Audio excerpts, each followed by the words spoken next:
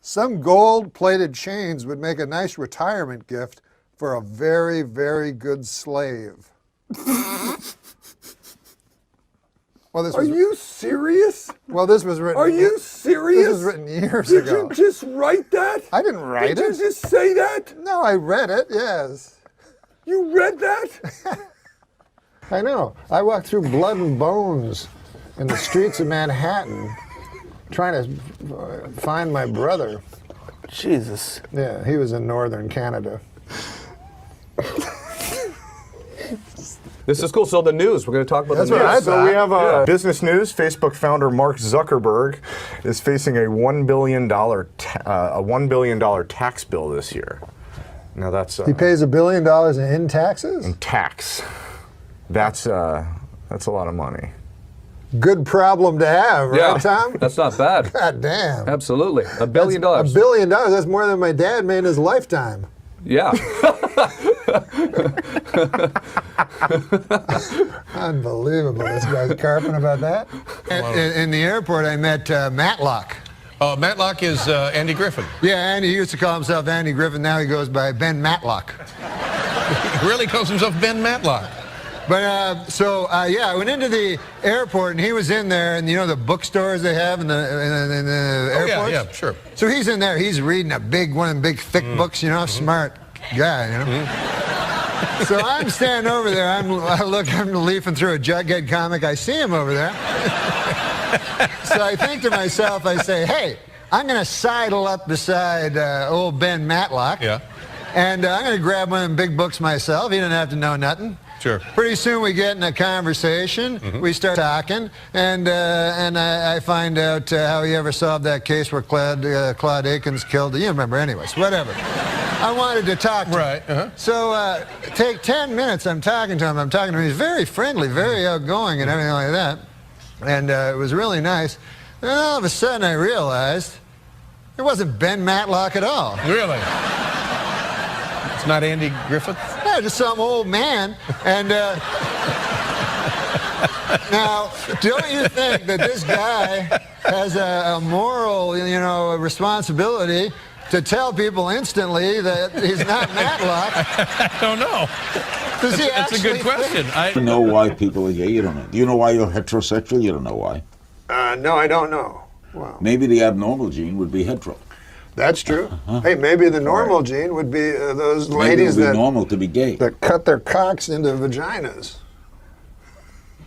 No, if you're looking to make it in standard television, you're not going the right route. No. You're not going the right route here. Once I get on Hulu. You're not sending this tape to CBS, are you? No, once I get on Hulu, the whole act changes. No, do you know that you are a cis male? Have you ever heard of that term? A cis male? Cis male. C-Y-S-M-A-L-E. So what it means is that you are a man. You're born a man. Well, as far as you know. As far as I know. And you identify yourself as a man. Yes. That's a cis male. Now, I don't understand. Where does that... Is this a new phrase? Yes, it's a way of marginalizing a normal person. We're running out of time, but I would be remiss here if I didn't bring up something. People have been bothering me about this for months and months. People come on the Bob show Uecker. and they say, the next time you see Norm MacDonald, he's got some tremendous stories about the great Bob Uecker. Now, do you have a story you can tell us about Bob Uecker? Voice of the Milwaukee Brewers. Well, Bob Uecker is one of my best friends. He's a great man. I know Artie told a story when he was here, and Bob was not too thrilled with that. But It's Artie Lang you're talking Artie about. Lang, yeah. But Bob is a very, very funny man, and I often go in the booth with him, you know. Oh, sure. So one time we were there, and John Fogerty was in the audience. You know, a fortunate son, you know. So John Fogerty was there. So Bob Uecker is a very interesting guy. He thinks of everybody as the same. He doesn't think of people as stars or anything like that. He's a very down-to-earth guy. So he was talking to me. He says, "Hey, man, you know that guy?" I go, "Yeah." He goes, "That's John Fogerty, rock and roll singer." So I go, yeah, I know who it is. He goes, "Yeah, man." He goes, "But I played in a golf tournament with him." He goes, "You probably think of him as some that likes to bite the heads off of chickens, but this guy can."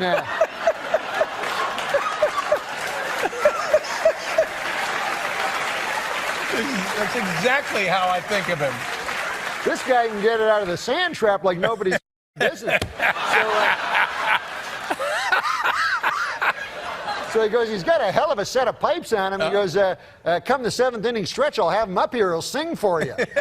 So I said, no, Bob, don't do that. Like, don't have him come up and sing for me, please, you know. He goes, what's matter, man? Don't you even know who he is? He got all mad. So I go, yes, Bob, I know who he is. He did Creedence Clearwater Revival. Yeah. He goes, yeah, he did all that. Why is there an app for everything except how to rape a baby? Jesus. All joking aside, I know you love to joke, Bob Dole, you know, but that guy, he's a war hero, you know? Yeah. He gave his arm for his country. You know, he went through all these debilitating injuries during the war for his country. It was great. And in all fairness, though, Bill Clinton also, he had a kind of some war injuries. Really? You know? Yeah. When he was in England there during the Vietnam War, I heard he had a bad injury. He burned his mouth on a bong. Really? Of course, it was very inspiring to see President Clinton up here on crutches making a speech. I mean, I thought that was just amazing, you know. I mean, it's been difficult for the president. You know, he can't jog now, and he needs help getting around, and he still occasionally suffers great pain, you know.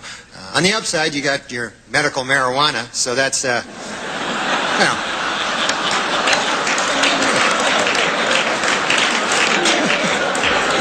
You must inhale, sir. It's the only way you're going to get better.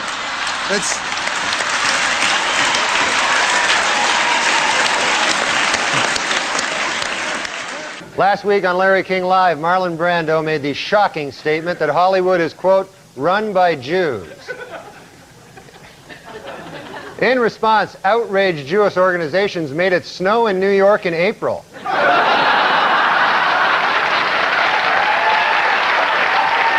And here I am, you know, I look out, I see President Bill Clinton, you know, I see Secretary of State Madeleine Albright, you know, media mogul Rupert Murdoch, you know, broadcast legend Larry King, you know, pornographer Larry Flint, you know, Dick Morris. The list is starting to drop off a little, folks, but still, you get the idea. It's daunting. Show you how they go. Michigan, so you can do it to the camera or you can do it to me. It doesn't matter who you do it to. Michigan man Curtis Peterson received a 15-year prison sentence for having sex with his pet pit bull. What's that, lassie? Woof, woof. Grandpa got stuck in a well? Woof, woof. Oh, you got raped. They say the world's a smaller place than it used to be, but I think that's an optical illusion based on me becoming a big fat guy. It's only now, if people were to Google a picture of Savile, knowing that he was a horrible pedophile and general all-round rotten person, that you would look at it and you go, of course. I mean, now you look at it, yes, that makes perfect sense. I mean, with these like weird, he would wear like weird. About the pedophile. He would wear things a bit like this. I knew the bit about the pedophile, but I didn't know about the all-around bad person part. Yes, well, I suddenly realized that I couldn't remember all of his crimes. There's Charles Woodson. How about that? And what a season he had.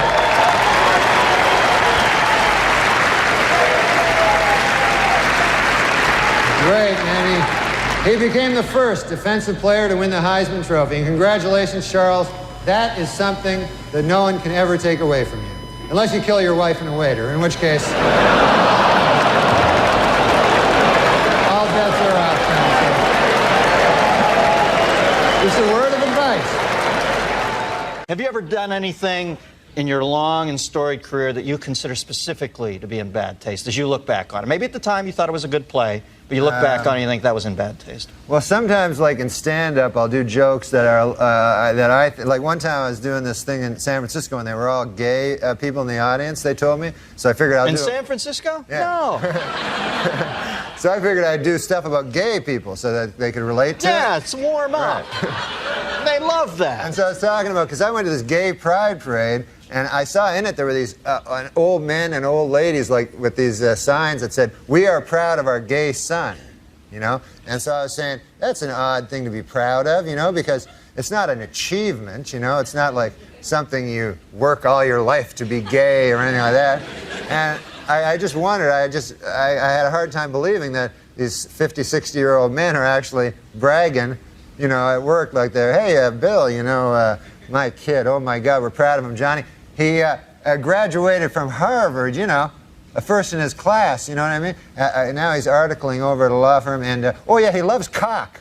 You know? This kid.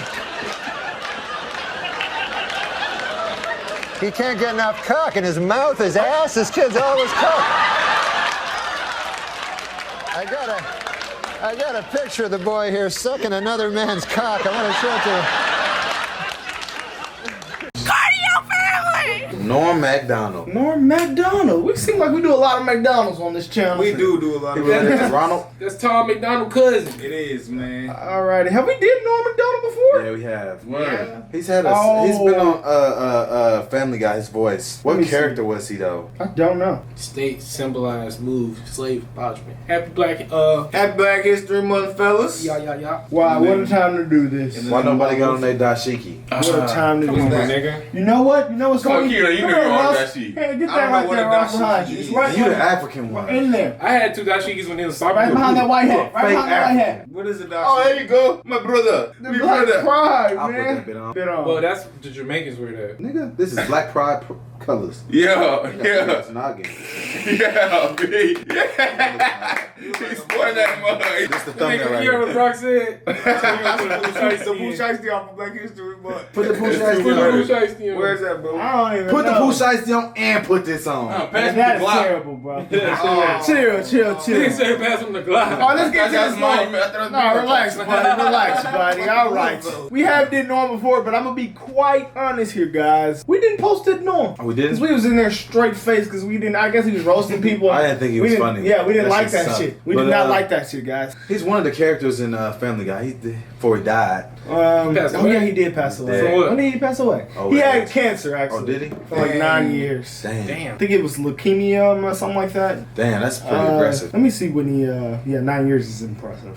Lived a pretty long life. Y'all want to realize somebody always died. In 2021, damn. Dang.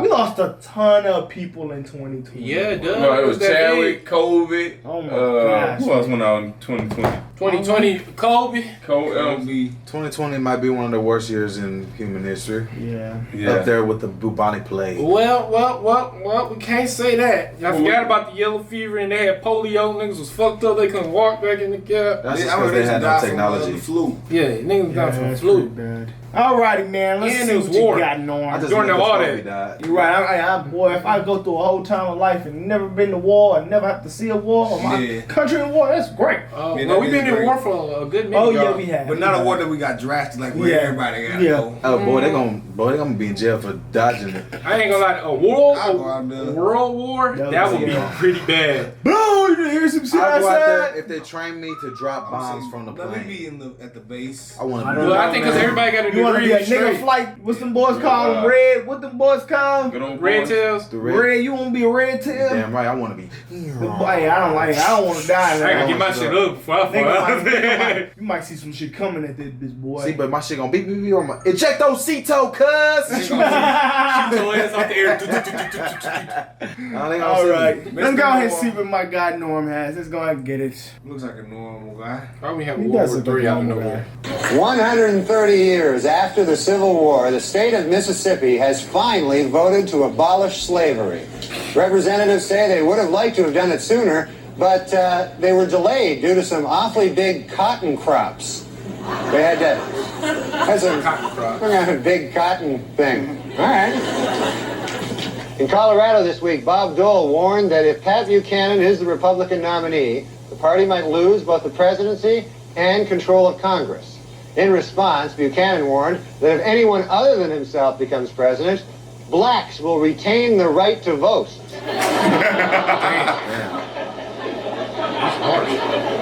Last night, the epic disaster film Twister opened to big box office and some controversy. The Reverend Jesse Jackson has called for a boycott of the movie, claiming that not enough black people in the film are killed by tornadoes. That's the little brother that is. It's my little brother. Meanwhile, Furman, who was expected to face disciplinary action. Reverend Jesse Jackson. Is he related to Michael? No, he is not. Bro, look it up, bro. Jesse Jackson Yeah, look it is up. not related to Michael Jackson. I don't even know Jesse Jackson. Look it up. Jesse Jackson is not related to Michael. Black political activist type guy. Yes, they are not related. Yeah, they just got Jackson name. That's a typical black people name. Yeah, they're not. No, but nowhere. They have a photo together, but no, they're not. They're not related. No, they're not related. Probably tweaking in. All right, let's get back to it, Norm. By the LAPD may get up. Meanwhile, Furman, who was expected to face disciplinary action by the LAPD, may get off lightly. Under the terms of a controversial plea bargain, the charges against him have been reduced to, quote, 1 count of using the word darky. In the wake of the verdict, angry Menendez defense attorney Leslie Abramson said the jury simply chose not to believe the brothers' excuse that they had been sexually abused by their father, and says she knows why. Quote, "It's because my clients are black." He just going crazy. Yeah, he just don't care. President Clinton was in Austin, Texas last Monday, the day of the Million Man March. The president said in a speech, "I'm here to speak to you today because right now in Washington, D.C., there's like 1 million black guys." Yeah, he wild, dude. In Nashua, New Hampshire this week, a high school student, Chris Conley, while attempting to dunk a basketball, lost his balance, crashed down on the rim, and shattered 2 front teeth. Gee, I wonder if by some crazy chance Chris is white. Randy right. All right, that was good. That was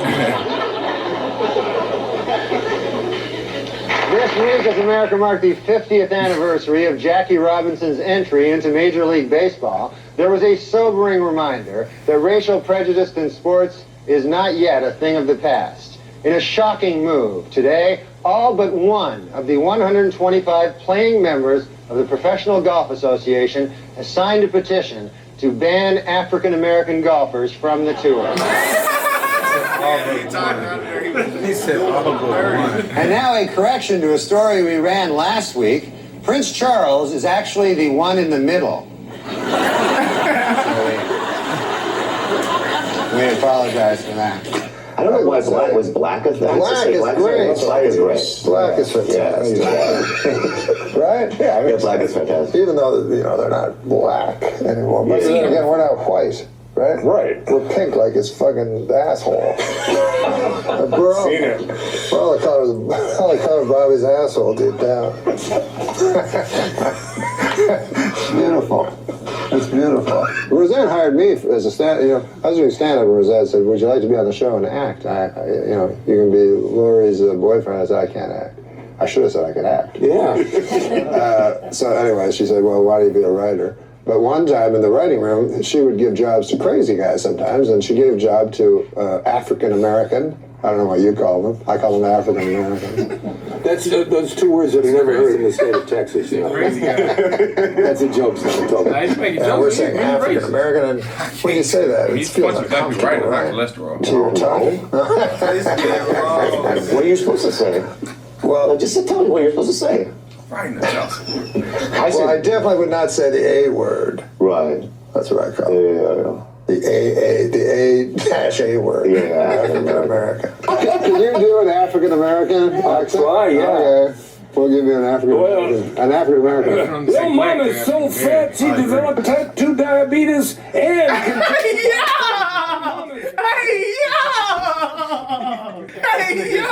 Hey, I guess. Hey, Dave Chappelle should have never started it, bro. When black men finally started making fun of white men, they got the green light. And they just went crazy. So y'all want to play, huh? Hey, bro. Well, I've been thinking this one for years. Green light. Is it bad already to hear black than African American? African American just sounds more like I don't give a damn. It feels more icky when I hear it. I don't know nobody in Africa. Yeah, black people, it is better. It is better. Like African American. It just feels. Oh my god, that shit's He's so a black funny. guy. Hold on, bro. Let me hear this guy. Try, yeah. We'll give you an African American. Your mom is so fat she developed type 2 diabetes and congestive heart failure. Snap! Hey, George, my mother is so fat when she came to Vegas they had to build another hotel. Okay, you got the do-rag. You know, I'm fucking around a woman, you know, and I don't want to answer the phone. Oh, shit, it could be a job, you know. And then, you know, after you take the do-rag, you wipe off your dick with the do-rag. And, no, I don't do that. But everyone else is like, yeah, we all do that. We all wipe our dicks out. Do you know the Harlem Shake? I've seen it on every single commercial. You've seen it. Then you'll appreciate this joke. I remember back when the Harlem Shake was just a black fella holding me upside down off a fire escape trying to collect his money. Orange is the new black. But not in my apartment building. Kevin is the new black. Wait. I'm just not hearing this. But not in my apartment building. Kevin is the new black.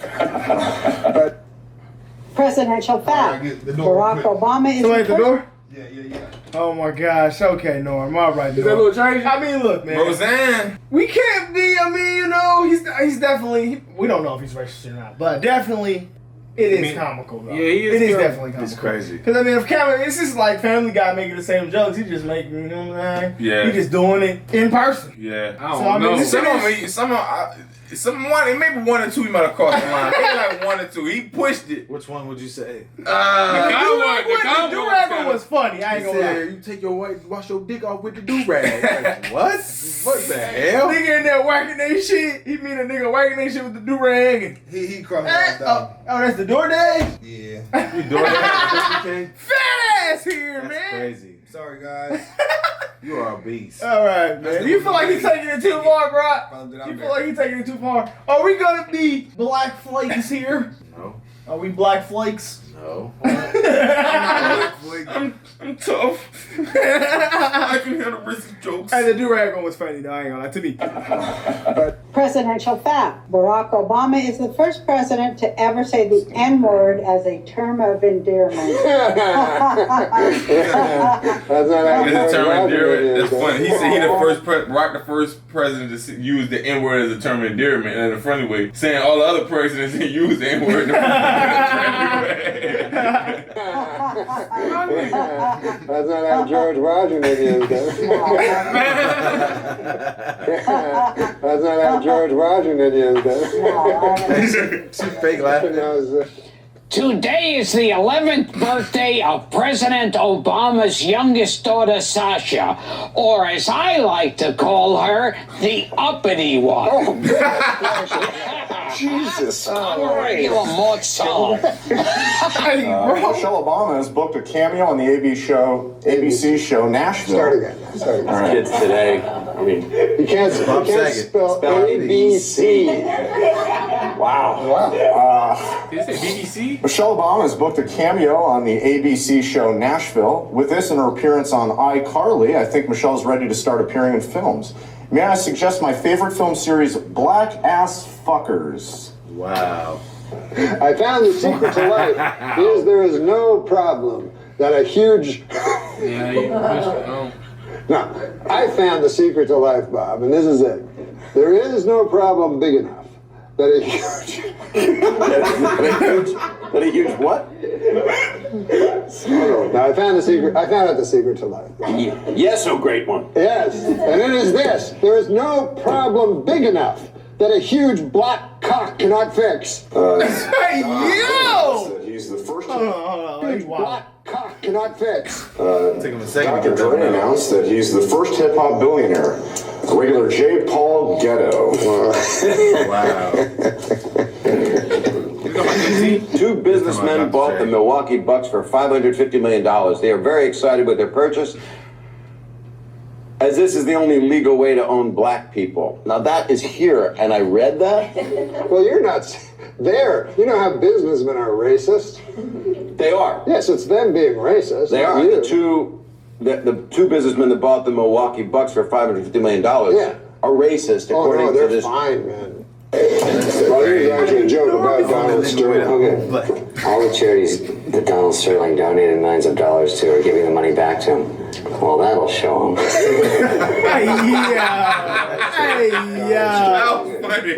All the charities that Donald Sterling donated millions of dollars to are giving the money back to him. Well, that'll show him.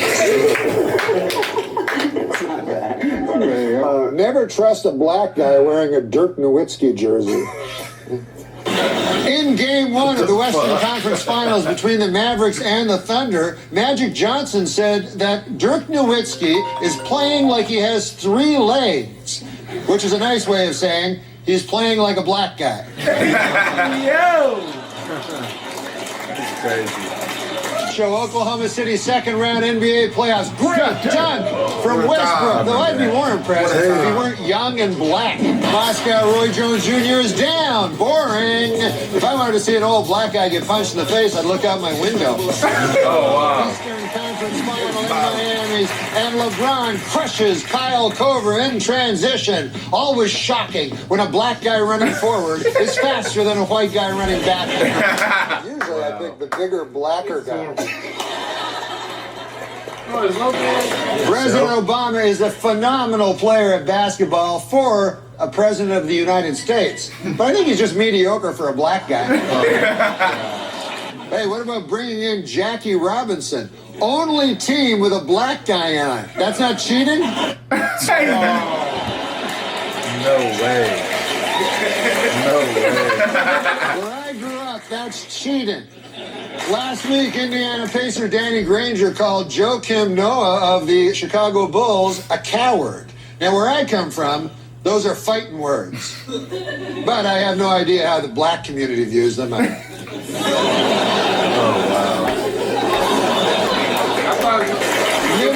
boxer Bernard Hopkins has caused a stir by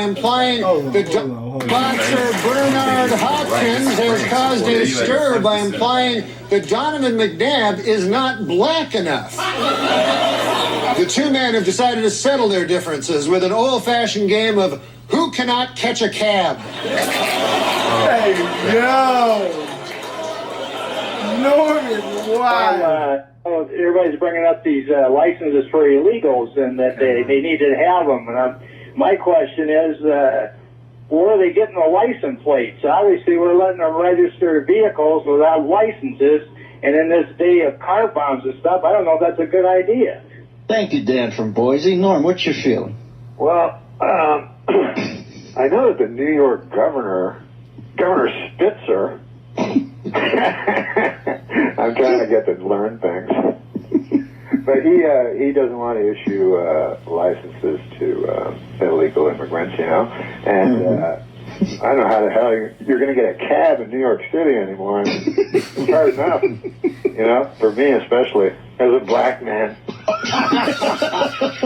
Is it that hard to get a cab? Yeah, they don't think I'm black. They're self kid.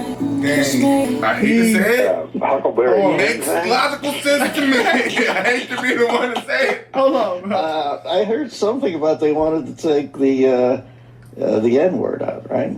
Yeah, anyways, I wanted to bring it up before I forgot, and then we'll get on to my my project. All right, do you have any observation on it, any tweak on it, or just the cognizance of the fact that they want to... No, I feel it's a thorny issue. Mm-hmm. No, that wasn't the whole thing. No. I thought you were going to go like, well, how so, or something. Tell us more, Norm. I feel it's a thorny issue. Yeah, me why. too. Why, Norm? Well, you got Mark Twain, you know, and you're talking about, I mean, for those of you who don't know, you know, what I'm talking about, they've taken out the N-word, you know, out of many of the books of Huckleberry Finn. Norm, they've taken out. And so you got a thorny issue that I think I have a solution to. You want to hear it? Oh, man. Never anything more. Well, the thorny issue is this. Yeah. You know, you don't want to take, you know, Mark Twain, you know, one of the greatest writer ever to brush paper with ink, you know, and changes words, for God's sake. On the other side of the coin, you don't want to have a young African American boy in school, you know, hearing that word out loud and causing him pain. So it's a thorny issue. But I figure it this way. You've read Huckleberry Finn. They think that shit's so funny. So splendidly demented. Yeah, I've read it. You know it's written in the first person by Huckleberry. Yes, You ever watch Huckleberry Finn? And you know it includes the N-word. I ain't lived here for 100 years, Chad. Therefore, You have to do that for school. you just change Huckleberry Finn to a black kid. And everything's, it's like a rap song at that point. Huckleberry Finn to a black kid. And everything's, it's like a rap song at that point, right? Exactly, everything's cool. Everything's cool. That's Hey, crazy. That's foul. Now, what were That's you saying, crazy. Ross? What's it with what? You hate to say it, but what? Oh, about the tip with the taxi? What you call it? Oh, you said, no, I don't know what you were talking about. You said, I hate to say it, but. I was just saying, if I'm a taxi cab driver, white guy, rich white guy over here, ordinary black guy over here, I'm on over, mud. If I had to make my money on tip, I know I hate to be the one to say it. I know you guys think the same thing. Oh my gosh, bro. You At first, he started off shaking. He might have had 2 jokes that was, oh, wait, whoa. I mean, hey, we've seen Dave He had a couple, Chappelle I was do like, that shit. all right. But Dave Chappelle kept it on a, I don't know. Because he's a comedian. I mean, I guess when you're a comedian, you know what I'm saying? Patrice was talking about raping women, so, you know, that's way farther line. That was, I think Patrice had the wild, no, who had the wildest joke? No, Patrice was out of line for that. Talking about raping a woman. Yeah, Patrice. Beat on that stop. What he said? Hit on the head or something. I said, okay, Patrice, you tweaking. Oh my gosh. Alrighty, Norm was ready for them black jokes. Hey, you know. Yeah, He was laughing while he was reading. That shit was pretty funny. I mean, I did at first. I was like, okay, I came in here with a little tension with my black ass, you know. Final thoughts about Norm. R.I.P. Norm, man. You know, I don't have any hard feelings. Some people might have some black flake activity out there, but I don't, you know. I'm still surprised you never read Huckleberry Finn. But boy, a couple years ago, boy, if I would have heard this, I would have said he's a for sure racist. If I came on I don't know, he borderline to me. I don't want to give him a racist thing. He's not racist. No, he's not racist. I know. Some people said once. I mean, he's not racist. He was just real edgy with the jokes. But that's comedy though. That is comedy. Turning. See what I'm saying? It's about us. Yeah, It comes. You know what I'm saying? You know, but when some people take it, you know, like maybe like. But he was a funny guy. He would have just said like something like black people are gang members. That would have been racist. Yeah. But he didn't say anything like that. Yeah, it was just jokes. That's what made it comedy. But he wrote it a good job. Yeah, Like this he a did. line he just came across to it. Yeah, He was definitely teetering that line. Oh, he was touching that. Alright, guys. If y'all want some more Norm, let us know, man. If anybody else has black risky jokes, we will definitely want to check it out. That's just they're actually hilarious. We're out of here. We appreciate his honest girl. Sarcastic, controversial, hilarious. There are those who think Norm MacDonald isn't funny. Let's just go on to the next question. And you're supposed to be funny. Let's get on to the next I question. thought it was a matter of record. Shut up! Shut up! Norm! What? Okay, listen, Norm, listen. Not only have you annoyed us. When I was younger, I never really understood the appeal. I used to wonder, how was he showered with such unanimous praise? That happens wherever you go, right? Yeah, everybody yells. Like, that guy clearly, in the best way, didn't give a f***. He really cared about people and stuff, but, like, he did what he wanted to do. It feels like you're losing a book that nobody has copies of. I mean, everyone from comedians to the vast majority of stand-up fans all absolutely adored the guy. But what exactly made him so unanimously loved? Norm MacDonald, everybody! And my God, he's certainly prolific. I've known people for years and years that didn't make me laugh as much as he did, so he's like a real special person. I thought about the comedy scene as it stands today. There are those who parade themselves as the leaders, those pioneering a new generation of comics, the ones fighting back against the boogeyman of cancel culture, bravely pushing truth over censorship. Yet there are times when this narrative can seem entirely self-righteous. And it's also small, because there's so few of us. And worldwide, there's maybe 500 of us on the planet. You know, you got to be real generous and say 500 because it's really probably about 250. Right. But like, legit comics, guys you want to hang out with, guys who are fun. Take this tweet by Whitney Cummings, which reads, "It's our job to be irreverent and dangerous, to question authority and take you through a spooky mental haunted house so you can arrive at your own conclusions." Mark Maron's response perfectly sums up what I believe the comedian's only job really is, to be funny. But who are we, right? We're the fans, we're the haters, the critics who don't understand real comedy. Or maybe it's not that. Maybe fame and wealth shines a light on who people really are. Every time we talk about like a watch or a car, I'll get a bunch of messages from losers. You're being bitter, you're being petty, you're insecure. You only have what you have because of fans, so don't talk about us like that. Yeah, but you're still a loser. Just know that it's your mindset and you're thinking like a fucking loser. Individuals who use cancel culture to deflect from poor moral judgment or character. When you believe yourself to be in a position of comedic or moral authority, self-awareness is often scarce. Schultz epiphanies are my favorite. Yo. He repeats a statement, he's like, That's crazy though.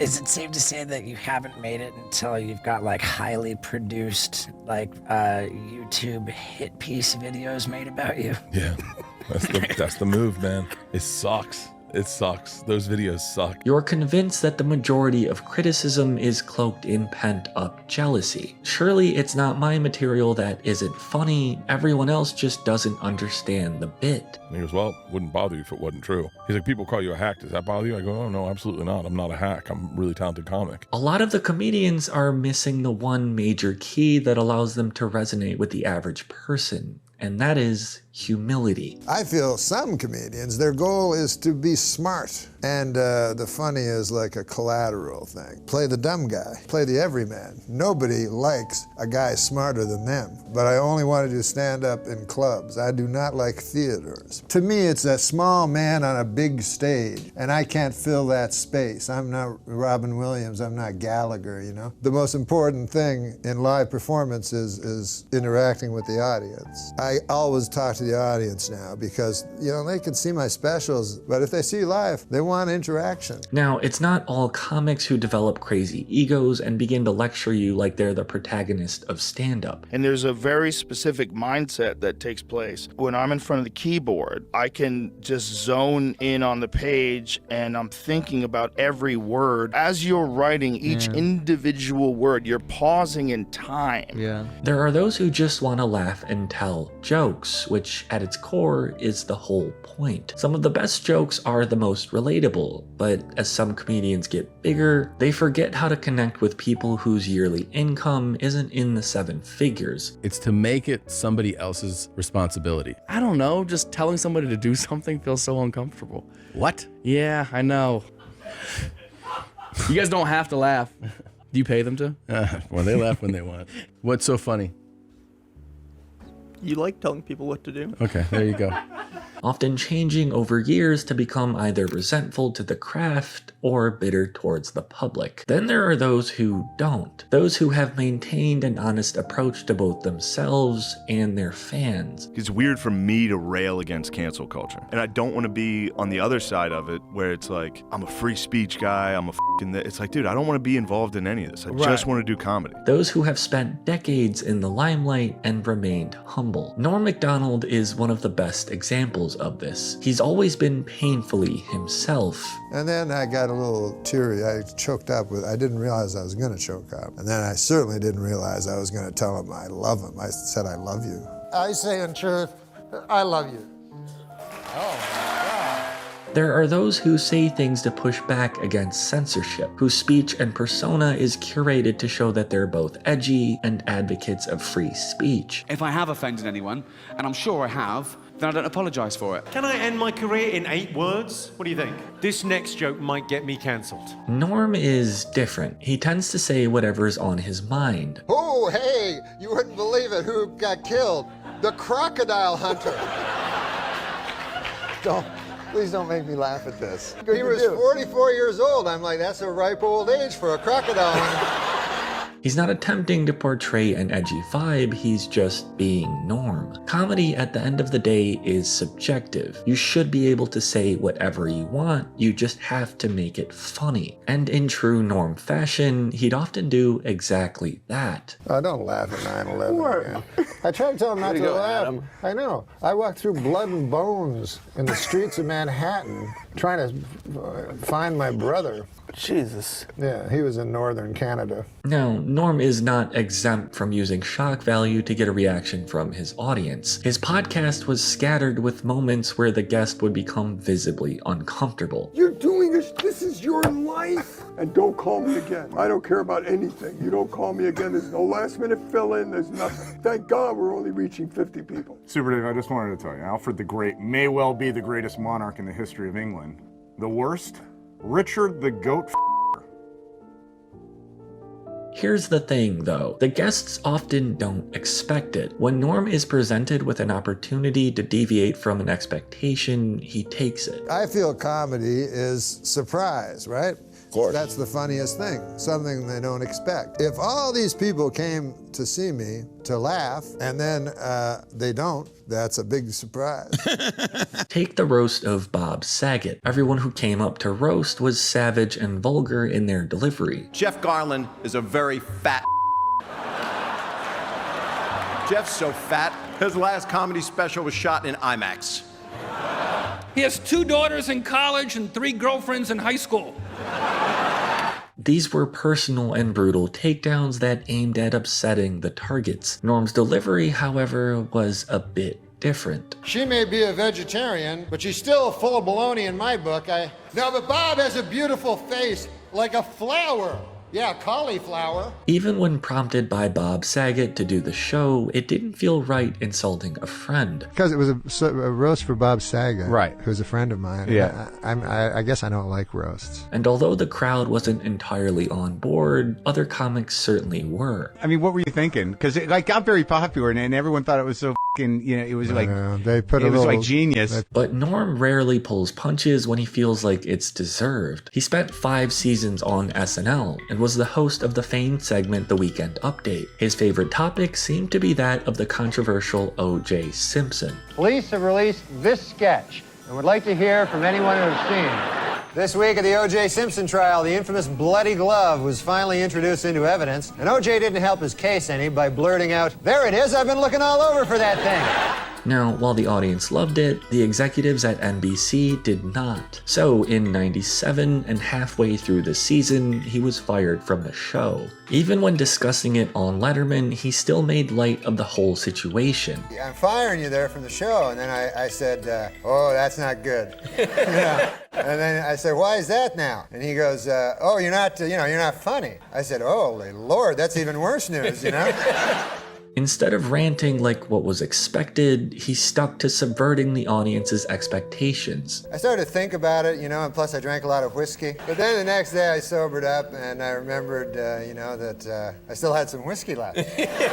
He rarely spoke ill of the company and the unfortunate way he was fired. And so, just 1.5 years later, they'd let him back on, but this time as the host. How did I go in 1.5 years from being not funny enough to be even allowed in the building to being so funny that I'm now hosting the show? Unknown to NBC at the time, Norm would use this opportunity to take every bit of frustration he had and channel it within one of the most infamous monologues in the show's history. Then it occurred to me, I haven't gotten funnier. The show has gotten really bad. Now, not every Norm joke or delivery is as controversial as the last. Be it dirty or clean, he tends to gravitate towards what makes him laugh, trusting his own judgment without needing to pander to a narrative or expectation. One of his most famous bits was the moth joke he told on Conan. A moth goes into a podiatrist's office, right? You are correct. Now, Norm is a bit of a trickster. He seems to nonsensically ramble on and on about the life of this moth. And the moth says, what's the problem? Where do I begin, man? His struggles and personal problems, and how its life is essentially ruined. But I don't know. I wake up in a malaise and I walk here and there. To the point where the crowd and even Conan is growing restless. He says, Doc. Then, after a full minute of rambling, comes the punchline. You should be seeing a psychiatrist. Why on earth did you come here? And then the moth said, because the light was on.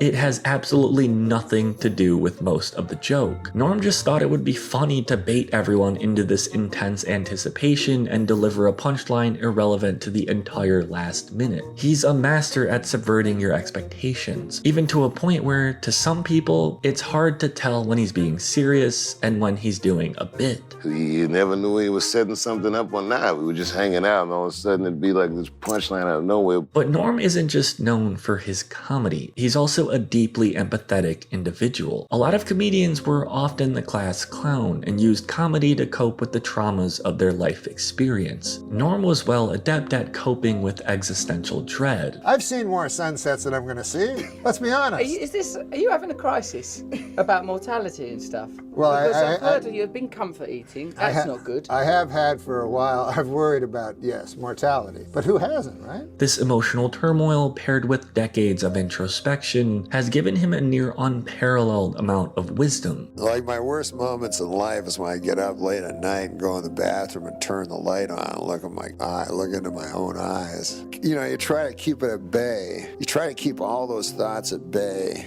You know, you don't want to get to the point where something happens and you're like, why did I spend all that time thinking about death when I had life? Yet, it never feels like you're being lectured. He always does his best to level with you. There's examples of this wisdom scattered everywhere. Take this Twitter exchange with Neil deGrasse Tyson. Neil is known for being annoying and at times off-putting about his scientific knowledge, tweeting, "The universe is blind to our sorrows and indifferent to our pains," then follows it up with a snarky, "Have a nice day." And true to his nature, Norm would respond, "Neil, there is a logic flaw in your little aphorism that seems quite telling. Since you and I are part of the universe, then we would also be indifferent and uncaring. Perhaps you forgot, Neil, that we are not superior to the universe, but merely a fraction of it. Nice day, indeed. But don't take my word for it, just ask the greats." I've looked at the tape, I'm just laughing, he hasn't done anything yet. And then Norm, how are you? He's like, bought a farm. Yeah. And I know immediately this is complete bullshit. And I'd say, well, But he's got a boyish charm when he laughs at his own jokes. Him laughing is amazing. There's something just joyful about watching it. Norm was not a perfect person, and he's been open about that time and time again. Like one time I went to a psychiatrist because I was gambling too much, and he told me, you do that to avoid life. And then that was my argument, was like, you live life to avoid life. However, he never frames his habits as beneficial, but rather a cautionary tale. He knows that he's human at the end of the day, and operated with reason and an incredibly intense love. So much so that when he was dying of cancer, he kept it all a secret. I got slightly angry because during the thing, he would set up dinners with me and he would keep canceling. He didn't want people to know, to be pained by constant worry for his well-being. See, in the old days, a man could just get sick and die, Now, they have to wage a battle. He opted to preserve the peace of mind for those he loved and dealt with it in silence. He lost his battle. What a loser that guy was. Last thing he did was lose. So when I first came across Norm MacDonald, I didn't get it. I didn't understand why so many comedians would sing his praises, why so many stand-up fans would have jumped at the chance to meet him, why a man who never hit the same mainstream success as a Dave Chappelle or Bill Burr could be so widely effective. When my dad died, I had to do a movie with Norm, and I tried everything to get out of that movie because I was inconsolable. and I couldn't get out of it. And working with him was the greatest thing that ever happened to me. It was like he was the right guy at the right time. Did he talk to you about your dad a lot? Or what did he do? Never came up. He just made me laugh. Then you watch, and you listen, and you realize that Norm lived a life entirely in service of his craft and those he loved. A guy who didn't really care whether or not people liked him. He just didn't care if he was bombing. If he thought the jokes were good, he had exactly as much fun telling them to a dead audience than to one who appreciated them. When you were watching him tell these jokes that you thought were great and no one in the room thought was good, you were on the inside with him. Whether or not the world was really indifferent to his sorrows, whether people approved of his opinions or his lifestyle, Norm just wanted to do comedy. And if you ask those he loves and who loved him, they'll tell you he was one of the best there ever was. Welcome back for another reaction video, guys. If you're new here, welcome to the channel. And all my subscribers, welcome back. Alright, so I'm going to be checking out another NORM MACDONALD. Alright, and this one is Dirty Johnny joke. Alright, can't wait to check this one out. So let's jump in the video. Well, I can tell a joke. Go for it. Yeah, please do. Please. Yeah. There was a little boy in school named Dirty Johnny. Now, he's not dirty in this joke, but he'd always said, be a hellion in class, and the teacher didn't think much of him. So the teacher has a project, or not a project, but an in-class thing. How did it go again? She says, now, this is what you're going to do here, class. I want you to stand up. I want you to stand up and tell the class what a story from your life. And then afterwards say the moral to that story. So a girl puts up her hand. Yes, Becky, what's your story? So Becky stands up. She goes, my dad works for the hatchery here in town. And what happens was he got about 15 eggs. And he put them all in one basket, all in the same basket. So he put all his eggs in one basket. And he put it on the horse and buggy and drove back home.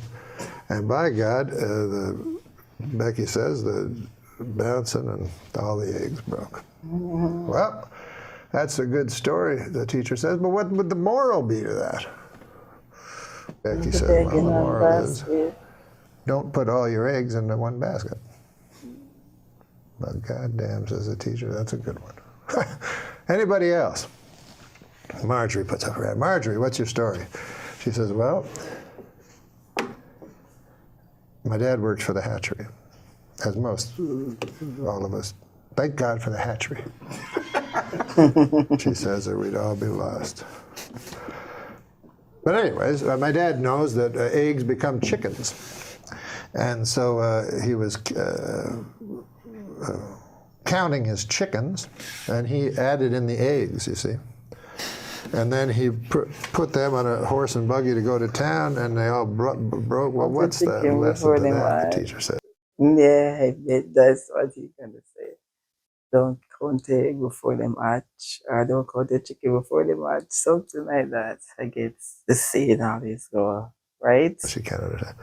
And she says, well, don't count your chickens before they hatch out of an egg. So the teacher says, that's a great one, too. Anybody else? Well, wouldn't you know, Dirty Johnny has his head up. So the teacher's like, holy God, I don't want it. But on the other hand, I made an oath to every child, should I suppose I gotta. All right, Dirty Johnny, what do you have to say?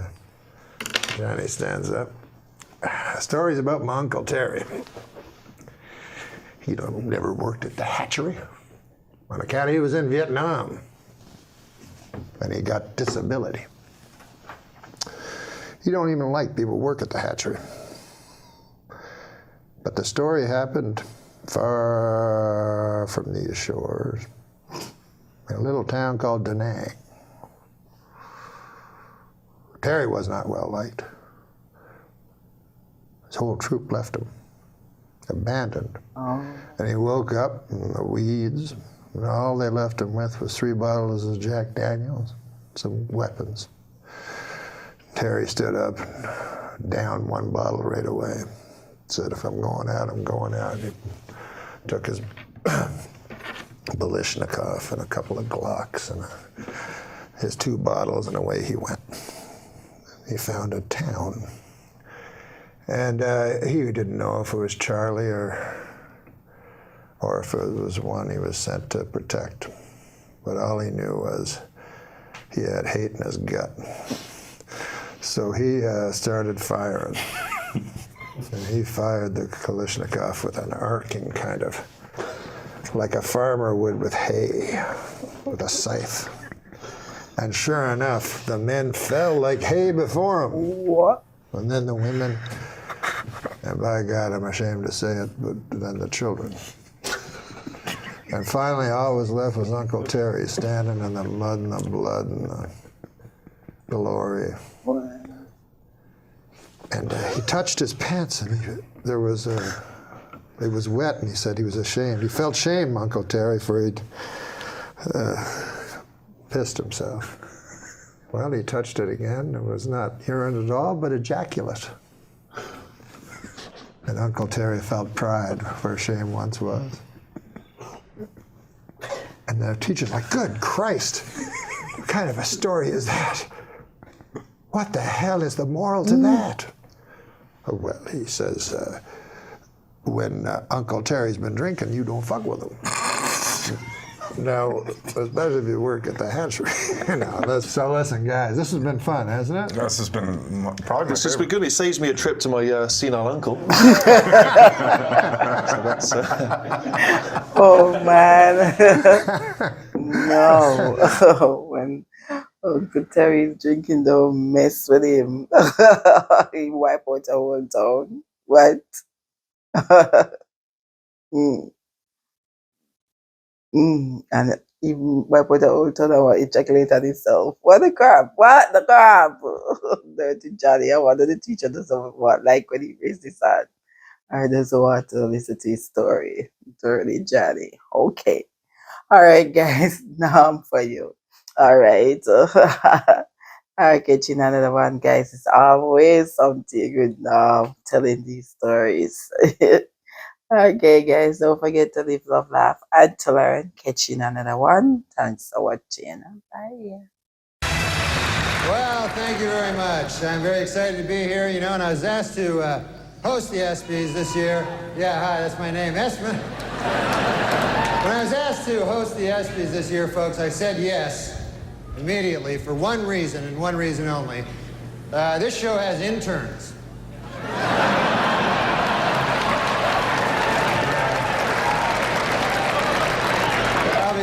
Improper relations backstage a little later. But man, it's great to be here at the 6th annual ESPY Awards. Hard to believe, huh, that the ESPYs are 6 years old. Although Anthony Mason swears they're 18. So.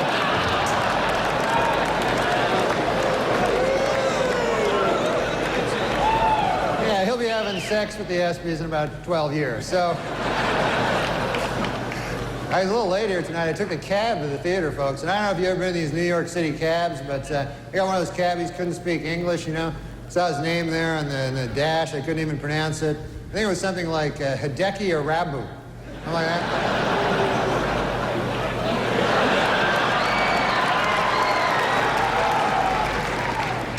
Arabu's been having some trouble, man. They fired his translator. Steinbrenner fired his translator. And people see that as cruel, but I don't know, I mean, if you're not doing well in Yankee Stadium, do you really need a translator? Do you want that, Hey, what'd they say? They say you suck. You should go back to Japan, you dirty foreigner. Okay, I got it. I'm trying to pitch over here. It's great to be here on ESPN. I love sports, man. You can see sports on ESPN you don't see on other networks, like kickboxing. That's my favorite sport. Kickboxing is great. When you think about it, it combines the style and grace of boxing with kicking. It just seems kind of immature. just backstage, a lot of celebrities back there, man. I was talking to Jerry Jones, you know, the Cowboys owner, and he's disappointed, obviously. Yeah. Well, he's a good guy, though, man. He's talking about rebuilding the team, you know. And he told me, he says, we have to get back to what made us a championship team. Strippers and crack.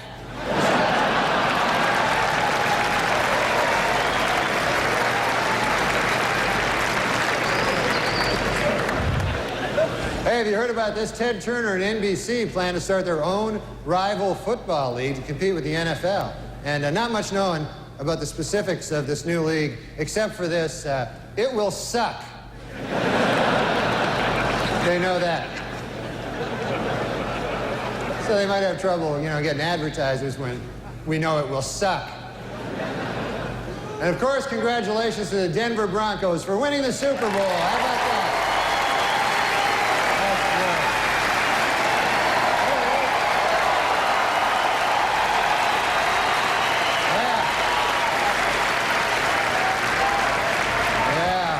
Denver did great, you know.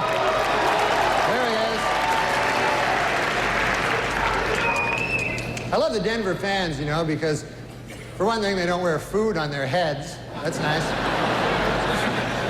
And they had a wild celebration in Denver after that Super Bowl, man. And now city officials expect an even wilder celebration if the Nuggets win 10 games this year. They say they're gonna say the whole city's gonna go nuts.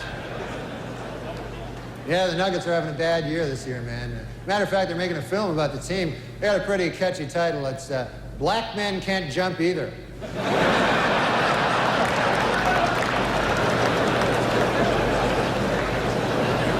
Well, NBA All-Star Weekend over. That was exciting, man. The East beat the West. Jeff Hornacek won the three-point shootout. Houston's Clyde Drexler and Cynthia Cooper won that exciting two-ball thing. And Charles Barkley won the throw a guy through a plate glass window contest. So that was quite a game, you know. I mean, you know who impressed me the most yesterday was Kobe Bryant. Unbelievable.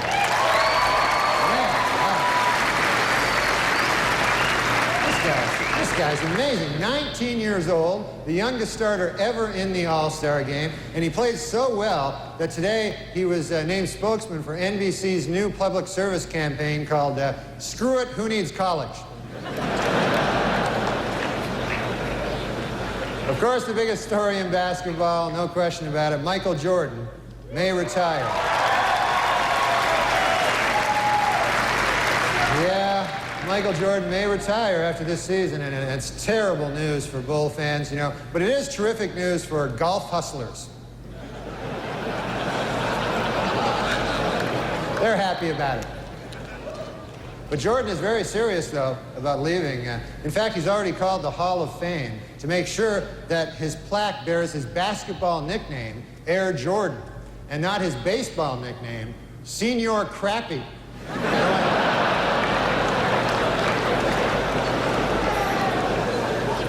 That would just be disrespectful, you know? Well, how about them Winter Olympics? They're finally underway, so we've got a lot of great stuff to look forward to in the next 2 weeks, like hockey and, well, just hockey, really.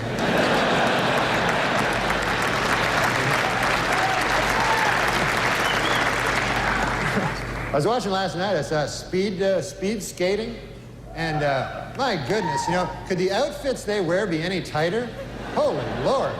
There was an East German woman, I swear, you could see the outline of her entire penis. It was...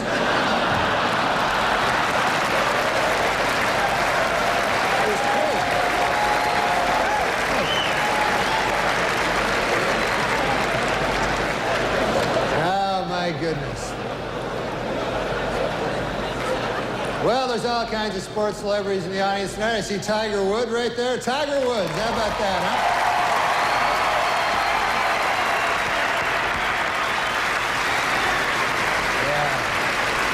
Yeah, he's up for golf. Of course, he's up for Golfer of the Year this ESPYs. And you know who I feel sorry for, folks, is the other two guys nominated for Golfer of the Year.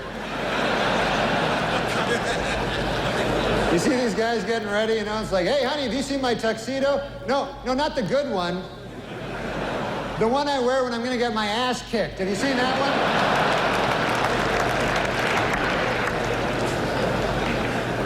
Yeah, Boomer Esiason is with us. Boomer. How you doing,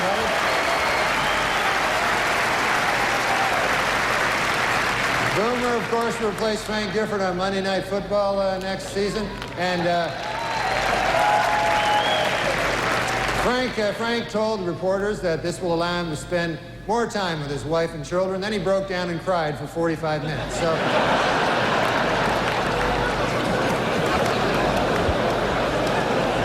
And there's Charles Woodson. How about that? What a season he had.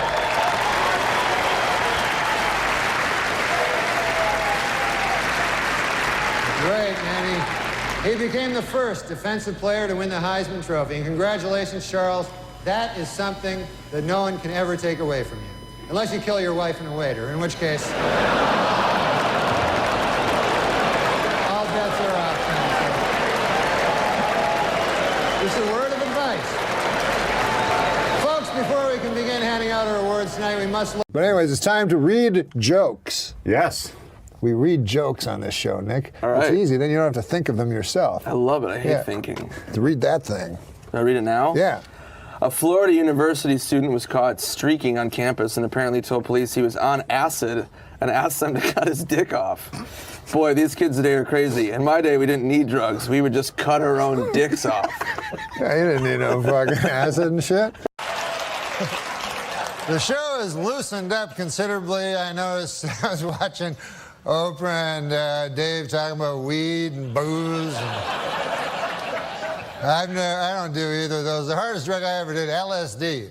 And I remember I was a kid, I was like 16, and I remember they warned me, they said, hey, you gotta be careful with that LSD on account of you can get a flashback. 10 years can go by, 20 years, 30 years, and a flashback will happen. So I thought, hey, that seems like a good deal. You know,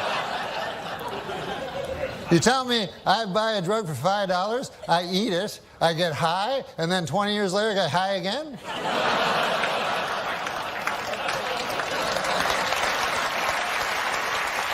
That's not the point. I like to stretch my drug dollar. The point is this. 10 years have passed, 20 years have passed, 30 years have passed, and no flashbacks. What a jip that turned out to be. Just more horse by the big acid companies, that's all it is. I thought you were a Scotch. I'm more of a beer drinker. IPAs. Oh, IPAs. What's that, International Pale Ales? That's India Pale Ale. India Pale Ales. What do you like to drink? Other than fucking jizz. I mean, what alcohol do you like to drink?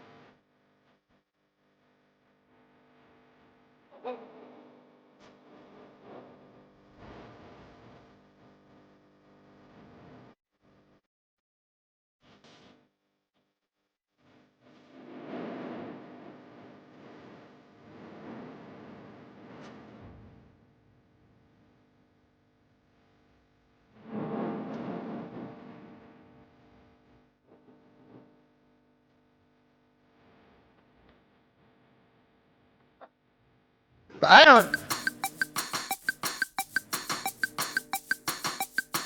And so.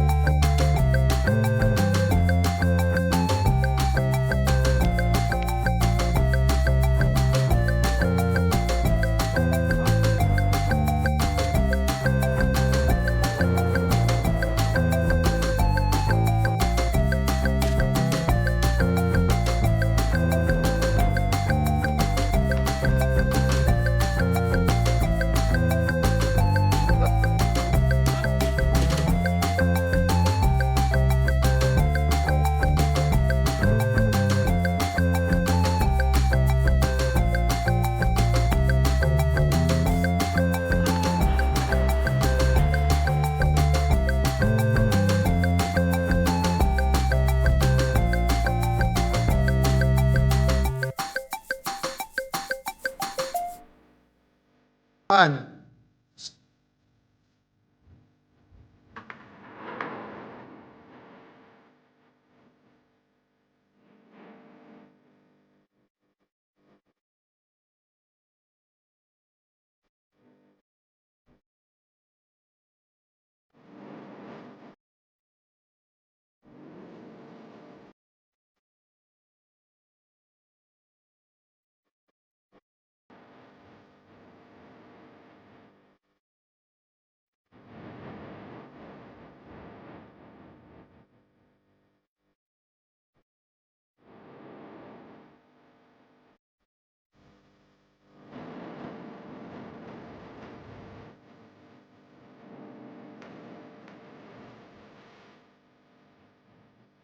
A little piece of it. I'm going to give you something that will help you get through this. Anytime you think you want a drink, right? Yeah.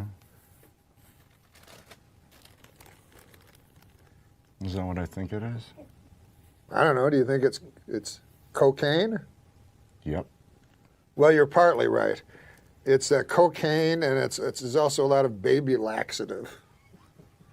We always run out of time, and I want you to tell. And you were a kid, right? This is the first time you got drunk. When I got drunk, yeah, I was a very straight-laced kid, you know. How old were you when this happened? I was 18, 19 years old, and I decided to drink, you know.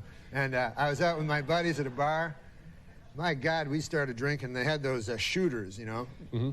You know, those are hard to take, you know. You can't gauge them, you know. And before you knew it, I was so crazily drunk, like just drunk out of my mind. And so then time passes in a weird way and everything. And my friends, they wanted to leave the bar. Right. Like, yeah, let's go, right? And I'm like, ah! I got like crazy all of a sudden, right? So I'm like, why should I leave? We're having fun here at the bar. You guys leave if you want, right? So they go. And I'm making friends with everybody, man. There's a fat guy with a beard, you know? And there's a jukebox. It's like a Western movie, you know what I mean? And there's a bartender. There's all kinds of ladies and everything like that. And everybody's my friend, right? So I'm getting drunker and drunker with these shots, you know, and they're all crazy, dirty sex name shots, you know? Like, oh, yeah. Here, have a dirty sex, you know, like, whatever. They make you order them to humiliate you. Oh, yeah, You know, yeah. you're a drunk loser. You're like, yeah, can you have sex with me? Just come on. So anyways, I get all drunk, and then I go into the bathroom, and a dude gives me some pills. He has some pills. Oh, no. Yeah, and you're not supposed to ever mix pills with booze. Is that right? Yeah. And then any doctor... They told you up at the Mayo Clinic? Yeah.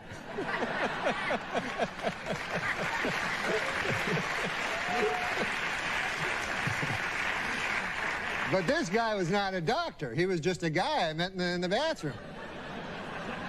Even worse than a GP. He was worse than a GP. His name, though, was Dr. Midnight. but I found out he was not accredited. Not really a doctor, at any no, point. yeah. So anyways, so I take these pills, and what they do is, they say that you're not supposed to mix them, but on the other hand, in one way it works. So I'm like so drunk now and having so much fun and everything. Hey, fat bearded guy having an arm wrestle with him. I don't know how to arm wrestle. Then all of a sudden I go to, I'm playing pool. I go to shoot a thing of pool and I fall down right in all the pool balls. And then I just black out, what's called blacking out. Yeah. It's not passing out. You black out. You don't remember anything. Oh, yeah. I wake up, right? I'm in a bed, but it's not my bed, you know? And I look beside me. Who do I see? The fat bearded guy.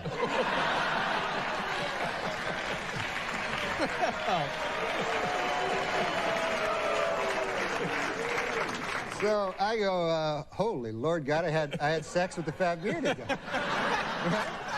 And at this point in my life, I was a young man. I had never had intercourse in my life. Right. And I'd always imagined it, but I never imagined it that way. You know? I wouldn't think so, no. I imagined a nice lady in a dress. That's right.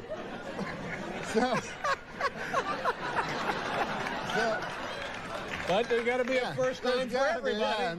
It's not all gravy. No. So I look over and I go, oh my God. Then I notice we're in twin beds there. You know, we're not not in the same bed. And I go, is this some kind of one of them old-fashioned gay guys?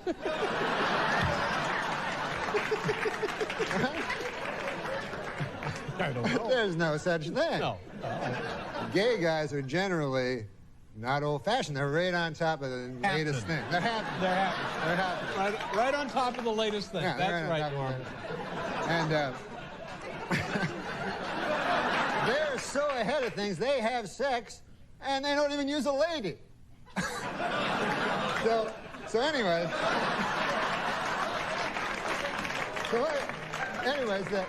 the upshot of the story is, what happens is I never had sex with this fat guy with a beard.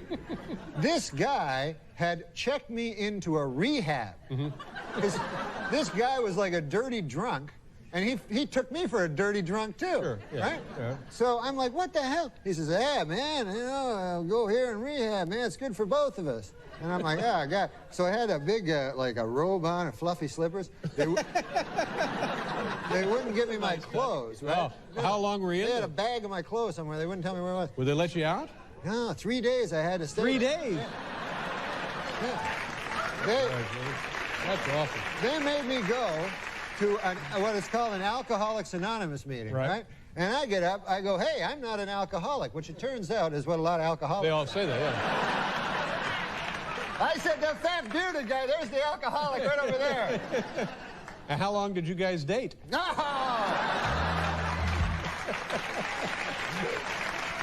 Ladies and gentlemen, it's Norm MacDonald. We'll be right back. And it's important to understand how your actions affect the people around you. Oh, I see we have someone new joining us this week.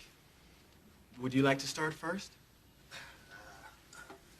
Well, I just want to say that I used to think that I was better than you people, you know? And then something happened to me recently where I realized that I have a problem because something I did really hurt my brother, so I just want to say that I have an addiction too, and I need help.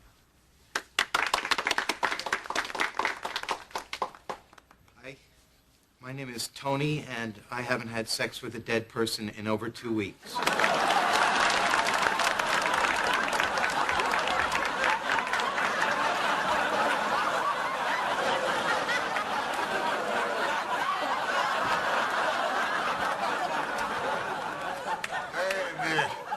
This isn't Gamblers Anonymous. It must be down the hall. I just want to say something. Remember earlier when I said I wasn't better than you people? I am. I'm better than you people. And I'm going to leave, all right? And if I should happen to die on the hallway, just stay the hell away from me, all right? Keep your hands to yourself.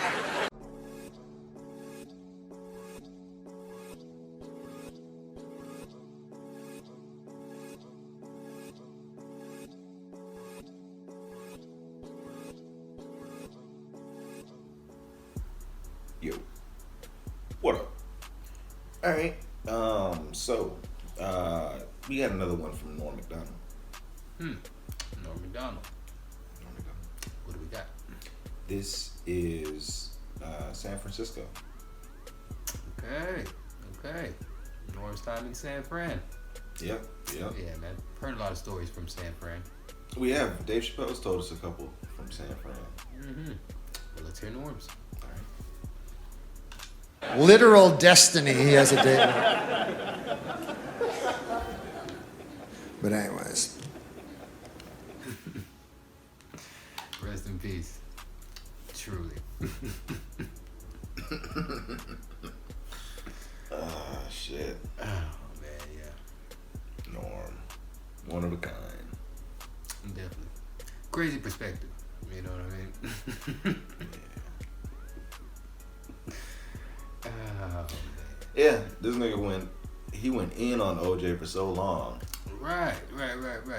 It's weird to hear him say, you know, I guess he said he kind of feels sorry for him that he got, but I don't think he feels sorry. Right. I think he was just responding to the heckler, you know what I mean? In a way. You know what I mean? But definitely, seeing him actually talk about it during stand-up, besides, you know what I'm saying, his daily news, or what was that? The weekend update. Yeah, the weekend update.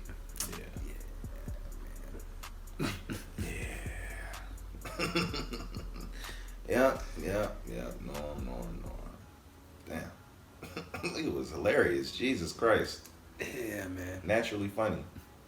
Pride. Yeah. Pride. They were supposed to be watching something on the space. Is it a satellite that went around the moon? You know, you gotta be careful. You gotta check to see, you know, if you want to go to a parade, you gotta make sure you're not going to the wrong one. If you take your kids to the wrong parade, they could be damaged. Definitely. A lot of wild parades nowadays. Yeah, man. Isn't that a great thing? You know what I mean? Yeah, everybody, you know, something for everybody. Yeah, something for everybody.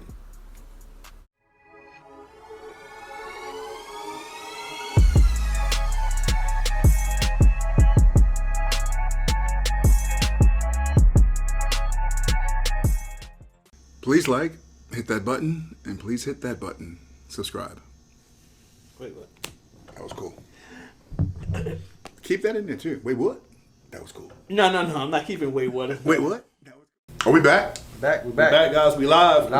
Sure. See the shirts? It's on Teespring, guys. We got more shirts. Mets, spring training. Check it out. Forget the Mets. Opening day, and here's the first pitch, and the season's over. Anyway, this is gonna be Norm MacDonald. Some of you guys wanted Norm MacDonald. You've been asking for a while. Norm's a quiet beast, man. Our list is so, you know, guys don't Norm. understand, man. We have like 100, probably about 60 or 70 people on the list, with about 40 or 50,000 other songs from them or a comedian bitch from them. Like, it takes so much time, man. We have maybe 200 something videos on the list. We got rent, mortgages, growing every day. Kids. Look what you've done to my peonies! Kids. Yeah. Damn, this guy, bro. Grow up, bro. Nah, Thank you. You grow up. Thank you. He says you growing every day. You grow up. He's growing every day. This guy's a fucking kid. Homophobe, man. Got the homophobe. I don't know if you guys saw the Little Nas X video, but he was the devil in the chair. His head snapped and Nas took over. Okay. If you're new here, hit the subscribe button. Welcome. Hit the subscribe button. Hit the like button if you like the video. Let's check out the video. Let's see what's about, guys. Please. But welcome to Gotham Comedy Live. This is a show like other shows, except you can be dirty. That's what a guy told me. So fuck that shit, because that's my favorite sentence. 2/3 of it's very dirty, and the other one is not. But you go, fuck that shit. 2/3 is dirty. That's why I talk about politics and stuff. People, what do you think of that? Fuck that shit. And then people think I have an opinion, but I don't really. But a guy was just telling me, hey, listen, Bill Cosby, first of all. Damn. What an entrance. is my hero ever since I was a kid because I always wanted to be like him, and I got his albums, tried to emulate him, but I didn't like his stand-up, but I like the way he was as a man. 'Cause this was before they didn't say he was a rapist on the fucking liner notes of the albums, you know. The liner notes. Oh shit. That's my buddy said. He said, the worst part about Cosby was he was a hypocrite. And I said, I don't think that was the worst part. I think that was the worst part. That's good. I don't think that was the worst part. I think that was the worst part. That was good.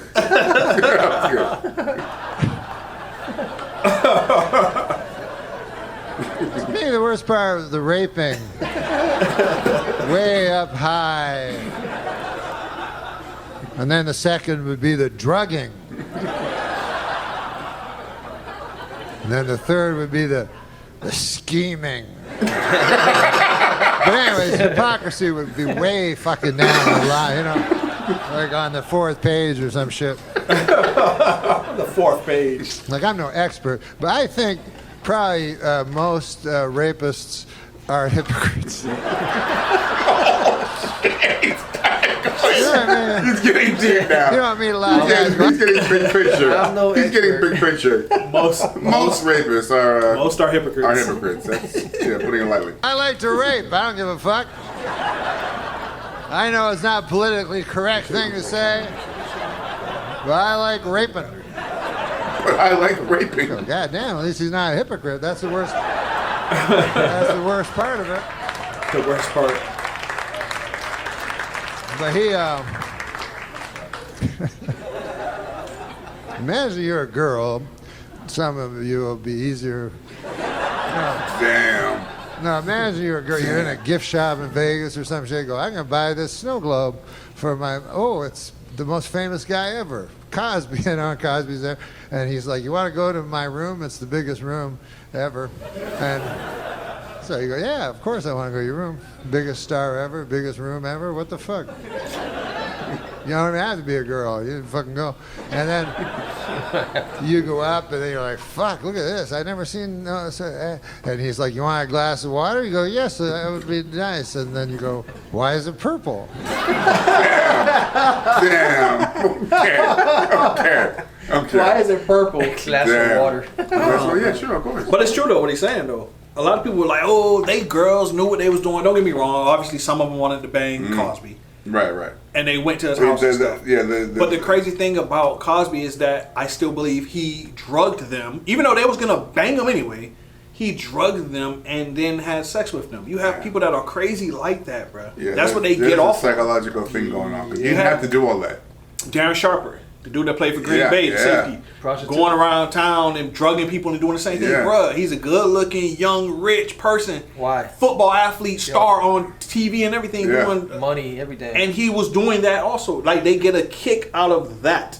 Like, that's their fetish. The degrading part. The degrading part. Fetish, the disease. Right. That's their thing. So, it's just crazy, man, that Cosby was like that. Why is it fizzing? Was it fizzing? Like in a monster movie. Just drinking famous people water. Famous people water. Just drink it. And everything goes fucking crazy and shit. They come out of it, they're like, what the fuck? I was just in the gift shop. What is that? Cosby's cock? I swear that's a Cosby cock. Cosby cock. I swear. Impossible. It's impossible. That's Cosby cock. That's a Cosby cock. Okay. What is that? It's a Cosby cock. I was just in the gift shop. A Cosby cock? Why would there be a Cosby cock in my face? Wait a second, I remember. I'll call for help. Hypocrisy! A man committed hypocrisy on me. In room 10-304-20. 30204. Jesus Christ. He's That's good. actually pretty good. Yeah, it is. It is screaming out for hypocrisy. That's right. Not rape, but hypocrisy. 4. There's too many numbers in the hotel room.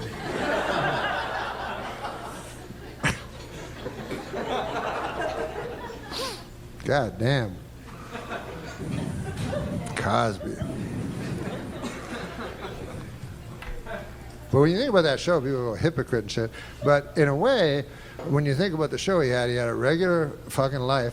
But then what was his job? He looked in women's pussies and stuff. That's true.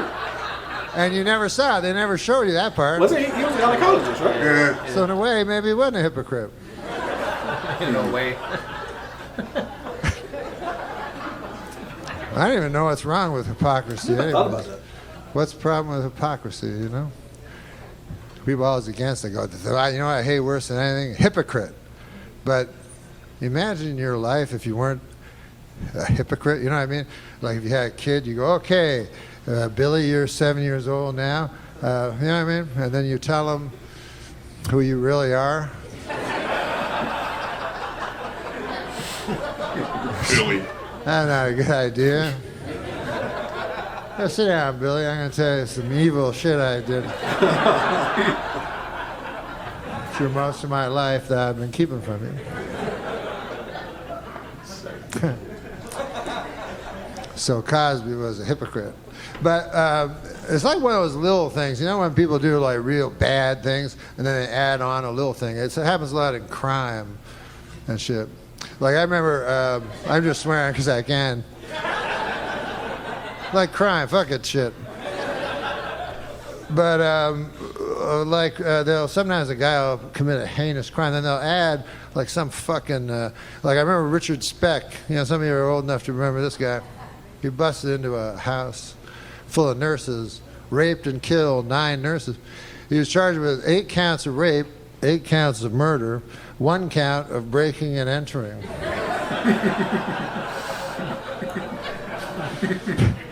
So the whole defense became, I tell you, that door was a little bit open. You could have jimmied that open. We're going to take pictures of it and show it to the jury and we blow them up. Because judges are wise, like owls. So the judge knows he doesn't want the guy, 8 counts guilty, 8 counts guilty, and on the case of breaking and entering, innocent. And then he's like, hey, what did I tell you, everybody? What I tell you. Waving at people with his orange thing. Hey, a guy told me that, I don't know if you've heard this, Bruce Jenner is going to go back, maybe, to being a man. Did you hear that? That's an odd thing. Because I remember him, of course, as a woman. So it's hard for me to picture what he'd even look like. As a man, I remember, because I'm from Canada, so I remember he was in the '72 Olympics, and he won the decathlon, you know, which is the best athlete in the world, was a woman. And we didn't know at the time because he kept it secret. We didn't know at the time. But I remember they put the gold medal around his fucking big juicy tits.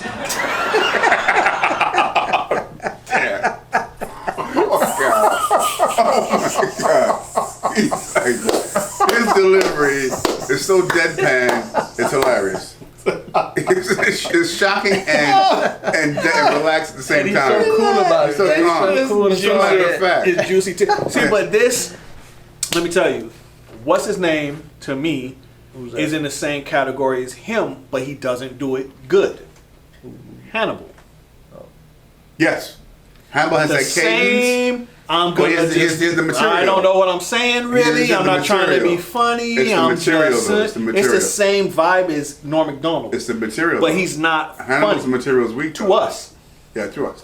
We saw a previous video of Hannibal. Go check it out if you're a fan. But he's he not has funny. great cadence, great relax. He sounds funny, but he isn't funny. But that's what I was saying when we saw Hannibal that time. I was like, I like people, and I told people in the comment section as Hannibal stands, yo, I like that type of comedy. It's just that his topics and the way he does it is not funny to me. Yeah, the material. The material is weak. It's not funny. Yeah. This is funny. Yeah. And it's the same little dry, just I'm not even trying to be funny. You like Stephen Wright? Who? Stephen Wright? The hell is that? From Boston, the bushy head dude. Every time I came, I'm sure I've seen him. You know, I came in Thursday. That's not he helping. Talks That's not helping. But it I've is. seen him. When you It is. Okay, it is. Watch YouTube Stephen Wright. I'm going. I came inside the store with it. That's how he talks. I'm he sure doesn't that know, looks familiar. So he's saying now he don't know. Do it again. I won't. Thank you. Let's go. I'm ready. Juicy tits. And that to me is when he should have just gone, I'm a lady, and then that would have been good for the LGBTG, the community, you know, the community. I don't know if you've been over and seen them and shit, but Have you been over it's a to nice see them? community. He said, have you been over to see them? Have you been over to see them? And it would have been good. All the LGBTBL. I try to be inclusive of all the letters in the alphabet. I agree. But you know, then he waited. That's the problem. He waited till he was 65. That's when Bruce Jenner decided to tell us he was a lady. Now I don't know about you guys, but to me, is there really that much difference between a 65-year-old guy? It's about at your some woman. point, you got to realize you're just some old thing nobody wants to fuck. Damn. All right, guys. Oh man. Oh, Norm is great, man. We gotta find more Norm. That shit was Just him. funny. No, but even like you said on Saturday Night Live, I think you said it all. Weekend Update, yeah. On Saturday Night Live, the Weekend Update and stuff. He was like, he was great. He was good back then. Probably one of the best. No, he's good. He does the voice of Death or whatever, the little Grim Reaper or whatever the case is on Family Guy. Yeah. Oh, that's him? Yeah, that's him. Dennis Miller was great. Him, yeah, they're great hosts. Yeah, no, man. We got to do more Norm. Guys, if you Yeah, want to see more Norm, hit the like button. Tell us down below what video we should do. Try to make it not Comedy Central. Comedy Central does not play. That's going to be rough. They block. If it's Comedy Central, I'm telling you now, we're not doing it. Any video that's not Comedy Central, man, they block everything. It's ridiculous. This was hilarious. If you like the channel, if you like what we do here, man, we sit back, kick back, and just watch these videos and enjoy and hang out BS with Sean, around. man. Yeah, man, we're just hanging out. It's nothing serious. There's no hoopla. There's no fake laughs and rolling all over the floor. If that's what you're into, that's what you're into. We here chilling, man. We here chilling. We being ourselves. We appreciate you as always, man. Stay safe. Thanks for watching. Hey, man, Stay appreciate safe. y'all, Stay safe. man. Be good.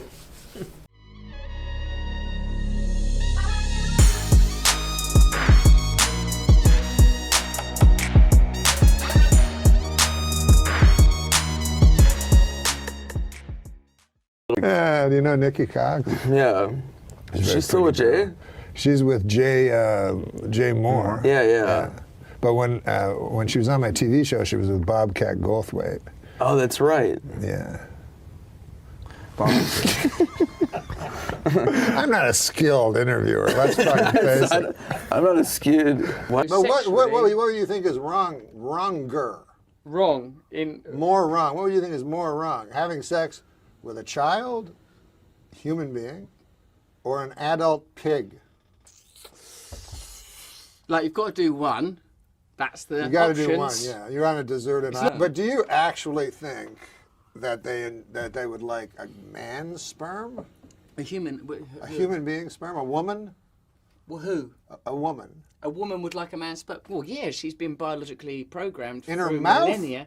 But to in your eat mouth, pig like, cum. isn't that stuff like living? Isn't that like aren't those animals, little tiny tadpoles or something?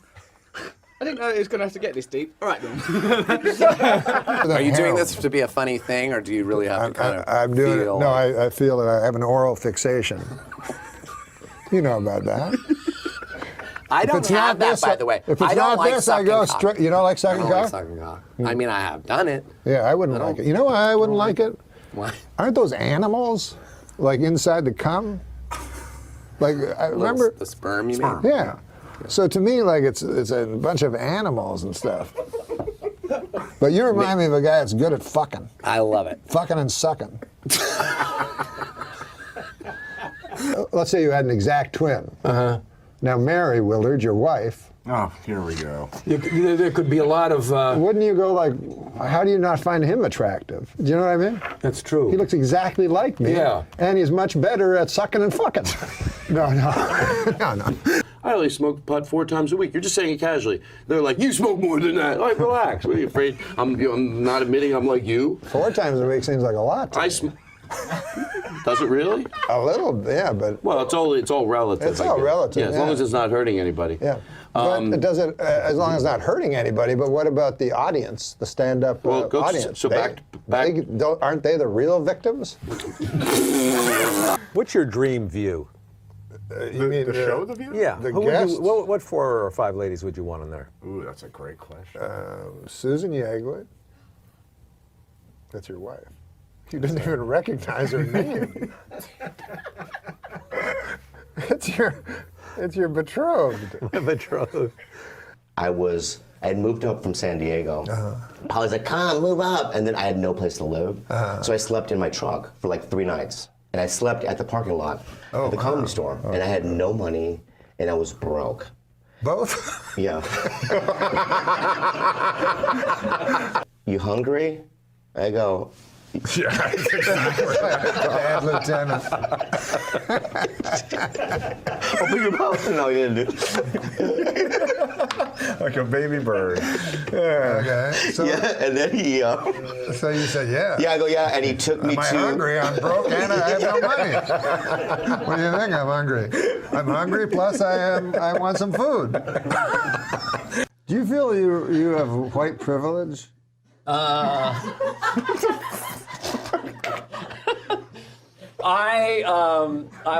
not allowed to answer those questions. Well, being a old white guy with extra money. Your great special that is on Netflix now, everybody should watch, is called Straight White Male 60.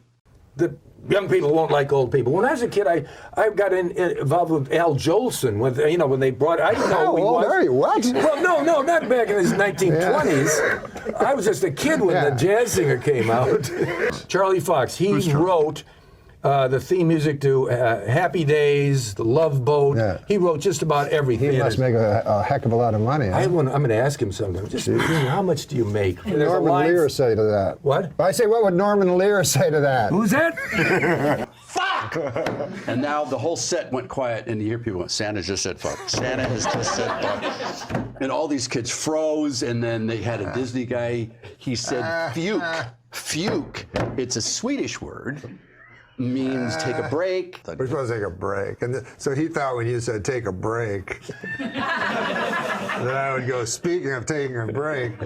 Yeah. David Letterman. Apparently he's going to do this show. Really? That's oh my God. says. That'd be amazing. And every actual talk show host will kill himself. Yeah, I'll be on the news. I love Mary Tyler Moore. And I know you were on her TV program. And then when she was your guest, there was this incredible chemistry. And was there ever anything romantic with her? I mean, she must have been very desirable to you. You ever lay down on top of her, I guess? I don't know. Now wait a minute. You bring up a good point, Norm. The first one of the day. Now you have a show for 33 years. Every day. You do that every day. Yeah. And then, so the show ends, and then that night, what do you think? You think about tomorrow's show?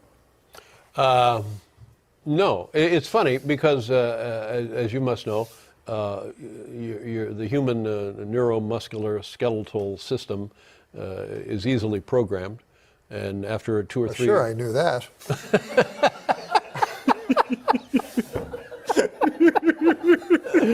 And so after as soon as you said that first word, you could executive produce a show with Sebastian Mancow as the star.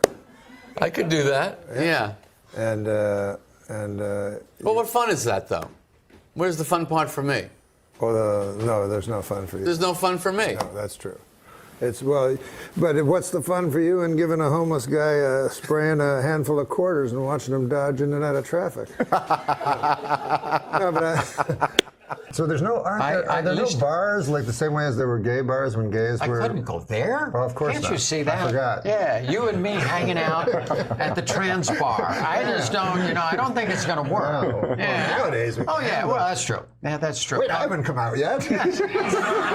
Hold on a second. I am firmly on the side of womanhood now, but I am not a woman, nor will I ever be. 3 sentences later. I use the women's restroom because I am a woman. I changed my gender on my birth certificate to female because I am a woman. So there's a little confusion there, right? Not for me. What's wrong with that? Well, here it says I am not a woman. Here it says I am a I always get anxious when I'm on a plane and I see a much bigger celebrity than me, and I think, well, if this goes down, Is that I'm going to almost get mentioned. every I'm going to be flight? like small print almost every flight. Yeah. All right. We'll be back in a second. Unfortunately, the radio station launched the day after Princess Diana died, so it was quite. It wasn't quite the sort of fanfare and celebration. Now a bit like when Farrah Fawcett died, and then it was usurped by Michael Jackson. Somebody told me the Queen murdered her. Yes, she did. Yeah. Yes, that's well known in England. Yeah. I'd like to apologise to the Queen. England's not doing well financially. Right. Can't you get you call them your mates? Mm-hmm. They're friends. Yeah. Everybody else in the world, they call them mates. Sure. Get a couple of dozen of your mates and go down to that Buckingham Palace and kill the old bag. To what end? Money. Right. Are you an old sea captain? What is this shtick that you? Because I'm pretty sure I've watched some of these other editions of the show, and I'm pleased to see that I've broken from the rule of only having white blokes on the show, which seems to be you only have white men and Roseanne because it's supposed to be a comedy. Right. But it's supposed to be. It's supposed to be. It's allegedly. I still, feel that. I still feel in my heart, and I can only go by my heart, you know what I mean? I'm not a person that goes by my brain. I just go by my heart. That Bill Hader is ultimately unknowable. Yes, that's true. What do you think? I don't know. Okay. All right.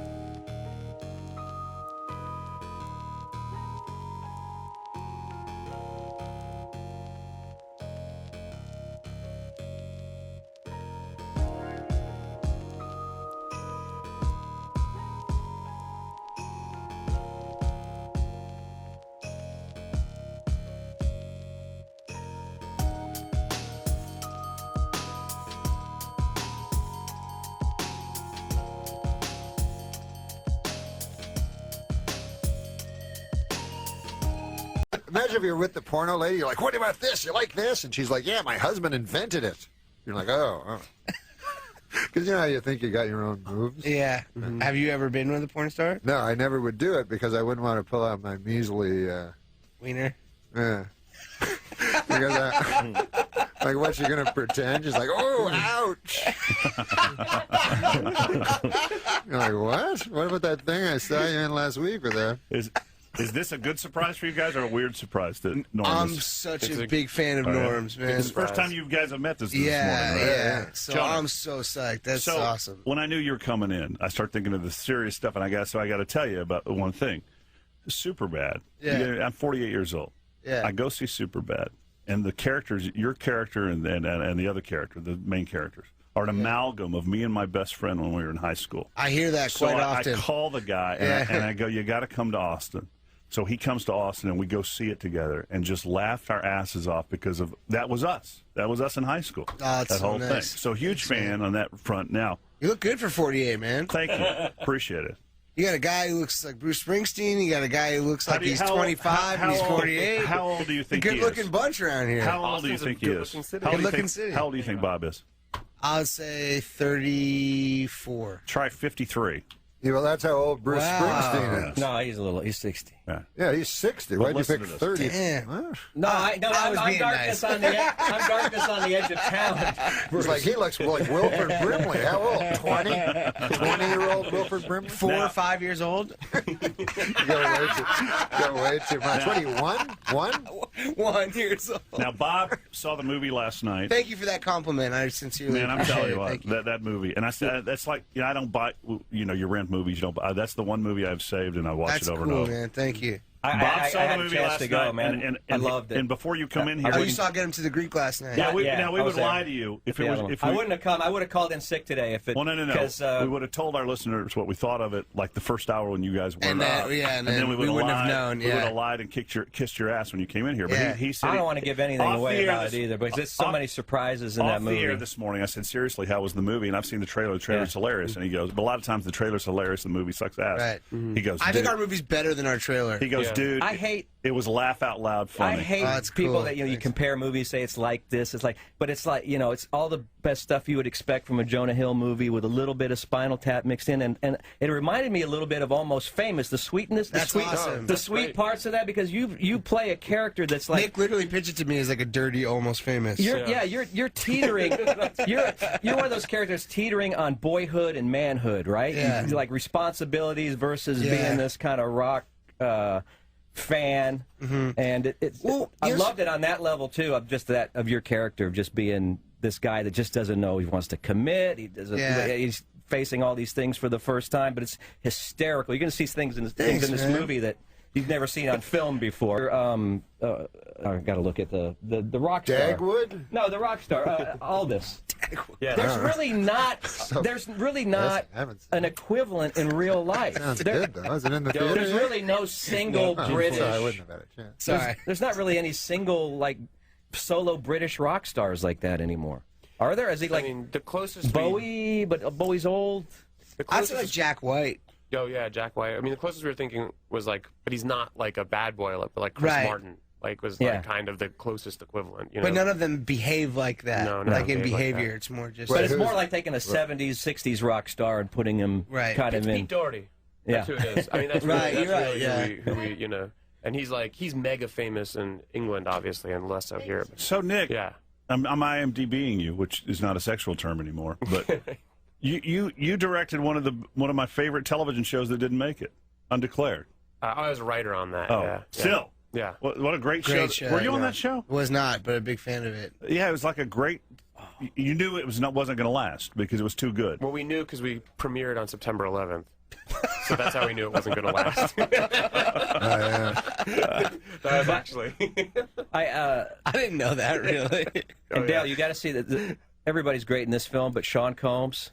He steals it. Oh my God! He blows up in this movie. He's so funny. Unbelievable. And what we had you were doing the Q&A while the credits were. You started the Q&A while the credits were rolling. I know his face popped up at the end of the movie, and I missed it. Now I gotta go back and see what he said at the end. It's a teaser for the Avengers. Oh, okay. For Thor. Dude, you would love it. Wait, so how old was Nick when he was directing Freaks and Geeks and Undeclared? Or was how old were you when you were writing for Undeclared? For Undeclared, I was. Well, Freaks and Geeks was first, right? I know I didn't work on Freaks and Geeks. Oh, you were still in college. We withdraw the question. So how old were you when you directed? I was 24 when I was writing on. That's pretty awesome. Yeah. So the story. Remember when you were 24, what you thought was funny or good? You know what I mean? How hard it is to actually do good stuff when you're 24. I remember Judd telling me what was funny and good. I thought he would just tell you and you do it. Norm, I thought you were funny when I was 24. Oh no, you might think something's funny, but what you like I remember when I was starting comedy, I was like 25 or something like that. But Eddie Murphy was already a star, and he was 19. Yeah, 19. Wow. Yeah. And I was like, how can that guy be funny? Because I remember what I thought was funny when I was 19. It was all lame. On Undeclared, one of the writers was Seth Rogen. He was also obviously one of the stars of Undeclared, but he was 18. I remember him coming into the first writers meeting, and all of us being like, we obviously liked him on Freaks and Geeks, but he just being like, who does this kid think he is? And then he would just turn in the funniest scripts. So, Joe, he just knew it and nailed it. You were right. Wasn't Byron Allen on that show too, though? Oh no, that's a different one. You were right. Wait, have you guys seen Comics Unleashed? Have you seen Comics Unleashed with Byron Allen? Hey, speaking of this thing, Byron Allen does this thing. You know how you guys do junkets, which is part of what you're kind of doing now? Yeah. But Byron Allen does this show where all he does is go on junkets. He goes to hotels, you know, and he interviews guys like everybody else does at the junkets, you know, because they bring the stars, like they bring Joan and Nick in, and then 40 guys that ask him questions. So then Byron Allen just goes in, you know, and he interviews you, but then he turns it into a show, like it's an interview show instead of a. So he goes, and then it's always like. It shows at 1 o'clock in the morning. He goes, tonight on the it's Byron Allen's voice. He goes, tonight on the entertainers, Jonas Hill, Harrison Ford, Eddie Murphy, George Harrison. It's like the biggest stars of all time. So it's like a big talk show, but it's a junket. And it's just him in like a small room, like with the guy with a poster behind him. 5 minutes like each, 2 right? years ago that he did a movie. And then Byron, at the start of the interview, he goes, hey, man. It's like 1 o'clock in the morning. He goes, he always starts the interview the same place. It'd be like Harrison Ford, who clearly has no idea who Byron is. So Byron goes, hey, man, the last time we talked, man, you were doing that movie about the Russian guy. What's been going on with you, man? And so, like, you get in your head, maybe they have dinner together. And then so Harrison Ford, he goes, huh? But he doesn't want to look racist, you know? So he's like, oh, yeah, I remember. How have you been? He goes, pretty good, man, pretty good.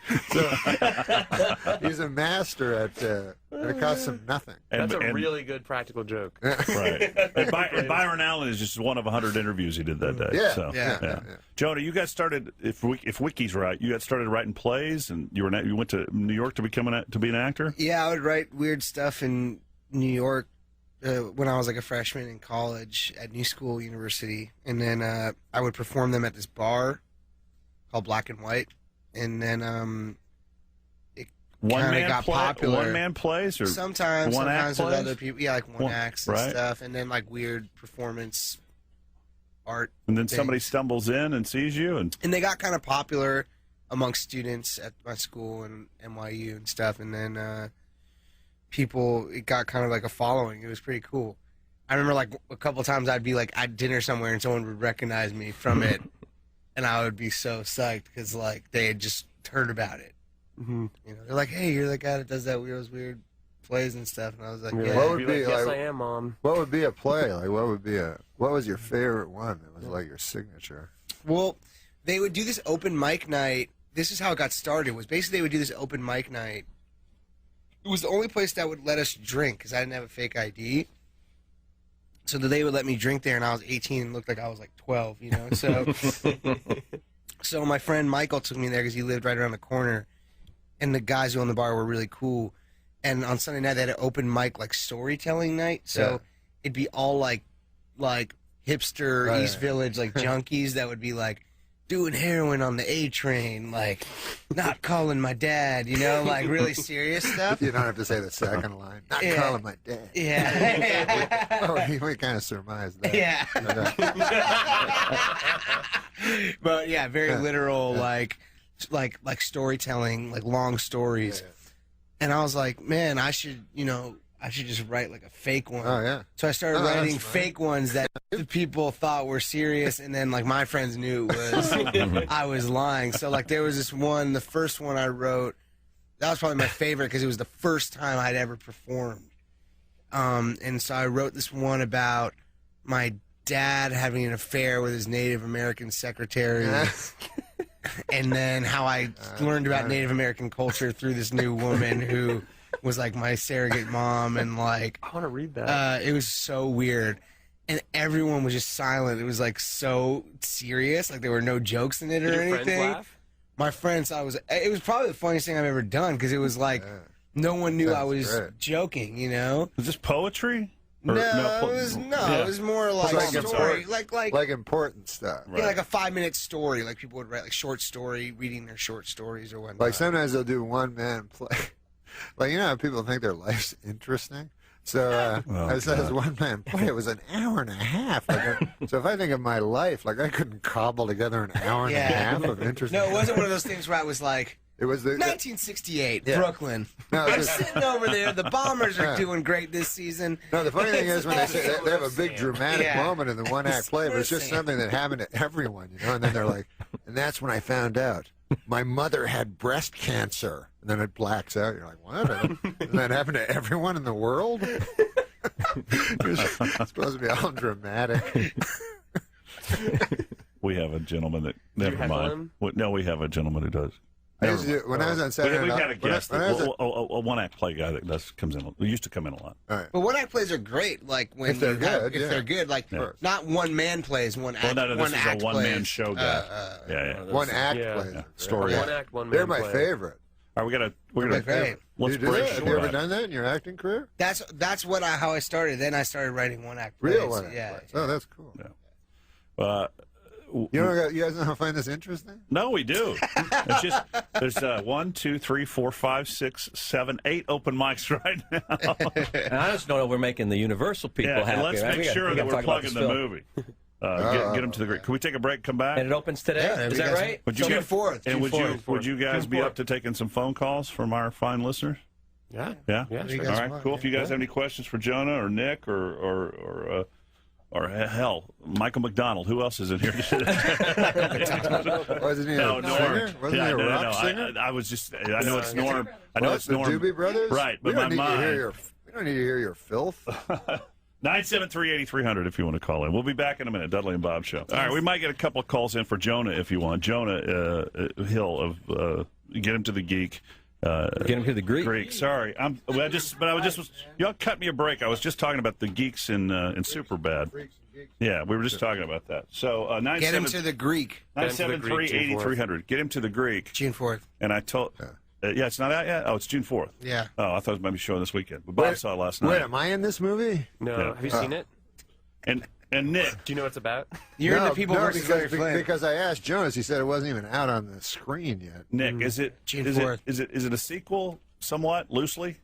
I would say it's a spin-off, but it's pretty different. There's not. I heard it was a sequel to Weird Science.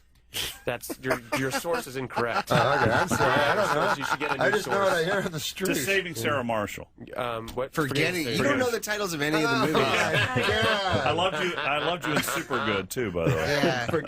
Forgetting Sarah Marshall. It's good because I honestly can't remember your name. That's all right. I'm Dave. That's okay. Just call me Dave. Everybody does. So there's some recurring But characters is in the there. rock star that has the same name? Or? Yeah, he's playing the same guy. Okay. Yeah, Russell Brand's character Aldous Snow is the same guy as he was in Forgetting Sarah Marshall, and other than that, there's no But there's Jonah no in this overlap. movie is a junior record executive who's got an idea that he's trying to get across to his boss, and his boss accepts it, and then you've got the responsibility. It's like a road picture. You got the responsibility of getting this rock star. It's kind of like a this dirty, has-been. almost famous. He's not is really a good. has-been, but he's had rough times. I would say it's kind of like a mix between Almost Famous and Midnight Run. Yeah. Now is it like You know, like it's like a road movie with one guy escorting, a normal guy escorting Right. a really crazy, messed up and guy. Trainspotting. Little bit of And Trainspotting. and The Last Detail, if you've The ever Last seen Detail, that. just look at it. You know, we watched The Last Detail, like, I watched it, like, every day before we started Superbad. I thought that was, like, one of my main references for Superbad. Yeah. Because it's like three Nicholson's guys, like, greatest out flick. getting, like, hammered and, like, I want having a crazy to time. ask you that when you're doing Were you Randy Quaid? I was Randy Quaid, obviously. Yeah, man. I watched Sid and Nancy before getting to the Greek. I'm not kidding. That was my. I watched my favorite year in Midnight Run and I Almost just saw Famous my a lot. favorite year a few weeks ago. It was my good. favorite year was so good. I was watching this hardcore. How do you know when you're porn. shooting a What? comedy like this that you got Earlier. it, that you're getting it right when you're filming it? I mean that You hope and pray you're getting it right. You don't because really know. there's not an audience there laughing. I always wondered you shoot several different takes and different ways. We shoot every tone possible in each scene. I'm getting that signal from the publicist. It's time to wrap up. That you guys have to go somewhere else. Well, let's take a phone call before we leave because that was rude because we said we were going to. The only phone call I have wants to ask Norm a question. Okay, great. Well, I was just trying to be respectful. No, you're very call, fine. Listen, I'm a big fan. Well, it's I kind of crazy in here today. I wished I had about 1 million questions for you. Oh man, well, no. I wish I had questions for you. Listen, I wish I knew the names of your films. No. I said I have 1 million questions for you. I wish we had more time. Did I say I wish we had more questions? Yeah.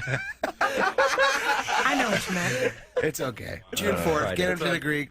Austin's the best town ever, and I'm not BSing. It is the coolest place on earth. I love this city. It's so cool. Yeah. All right, guys. Thank you very much. Well, Are you thanks so much staying, for having Norm, us. or are you going? I got a phone call. Oh, you're staying for your phone call. My apologies that. Great to meet Thanks. you. Great meeting Yeah. you, Ryan. Really. Thank you guys for having us. No, well, Yeah, thanks thanks for very much. coming in, guys. Get them to the Greek starting June. Thank you. 4th. Well, thanks. Appreciate it. Hey, man. Yeah, Much I'll success. go I see think the you'll do movie, really man. well. Bye, Nick. see Thank that. you. Of course, thank you for Thanks. Thank you guys See so you much. in LA, man. Take care, everybody. Yeah. Thank you. See so you, man. much. Thanks, Jonah. Bye. Say It's goodbye weird to to- say goodbye in the middle of a break, Say but goodbye bye. to Matt. Yeah, definitely will. See ya. Probably got to go do TV somewhere. Yeah, normally they go to the TV stations. Oh, do they? Yeah, do the noon You shows. want to take your call, and the- Norm? Yeah, let's Yeah, let's take your call. Let's go to the phones. There's no calls coming in. What? We even lost my caller? What? No, your call's here. What's your call? What's your question? Hey, Norm. What? Big fan.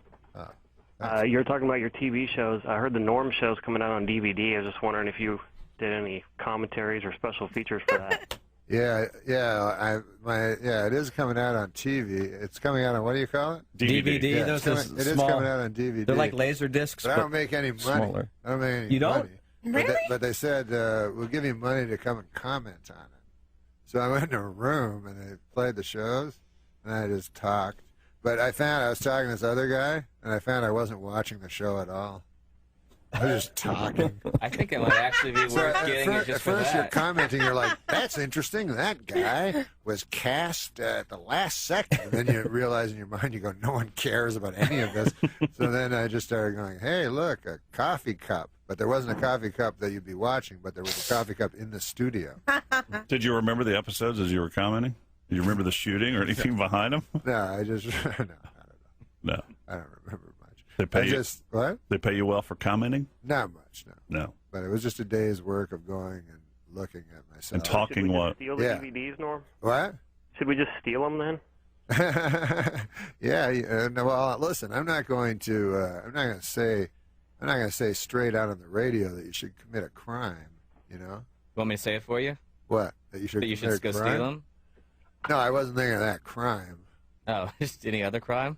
Yeah. Listen, man. Are you into bank heists? No. Ah, shoot, man. I'm looking for a getaway guy. It's the easiest job in the bank house. In the bank heist. The wheelman? Ah, that guy, man, he's the easiest. He just sits in the car while we all have to go into a bank with guns. Guy's just sitting in the car. he's the guy with the cop is always, tapping on the window going, hey, move it along. This is Well, no parking that's zone. just in movies, man. That's just in movies. In real life, the guy's just parked in front of the ATM, and then you run out. There's gunfire going all around your head, All and you you gotta can't do get is the step door on it. open. You come on, Frank. And he's like, I told you guys, I'm not good with guns. And you're like, gun it. Hit it. Pedal to the metal. Yeah, well, like he wouldn't know that. That's his one thing. Like, drive You fast. swear you've never had an acid flashback? No, I've never had it. No, I never took acid. That was just a joke. I never took LSD. Took it one time. What happened? I was at a Paul McCartney concert Yeah. in Dallas because Paul McCartney just that says acid when you hear Yeah. Paul McCartney music, Yeah. like songs like "Let 'Em In," and I was on a bus with the listeners, and this woman walked up to me. She goes, "Stick out your tongue," and I went like this, and she put this piece of paper on my tongue, without knowing. and I didn't know anything was Ooh. going on, and then Did she tell you? No, yeah, she right after she put it So on you my didn't know tongue. you were going- you She didn't think you were going insane. You just took acid. Wow. And then later in the tunnel of Texas Stadium, there was a woman holding a box of Starbursts, and I also had a box of Starbursts, and something in my head told me that those must also be my Starbursts. So I went up to a strange woman and said, "Those are my Starbursts." Wow. Like a crazy person. And then it lasted till like 5 o'clock in the morning. Yeah, it and lasted wallpaper was running down, and I had to call my No, I'll girlfriend. be honest with you. I did it one time. Well, why'd you lie? Well, because I don't want people think I did LSD, but I did it one time, and so I laid down on my bed. I was just a young boy, and I looked up, and there was a hanging plant for some reason in my room. No, there wasn't. And in the plant came the face of Jesus. The countenance of our Lord and Savior, Jesus, the pale Nazarene, suddenly showed up in my hanging plant. So I was like, oh man. I was like, well, I'm on LSD. This must be like just a crazy trick of my eye, an optical, thing. And then I thought, wait a minute. What if it's just a coincidence that I'm on LSD and Jesus is showing up? That would be bad luck for me. You know what I mean? I get absolute proof he exists, and then I ignore it, thinking it was the acid effects of the acid. So then I'm in a quandary. I'm stuck in a quandary.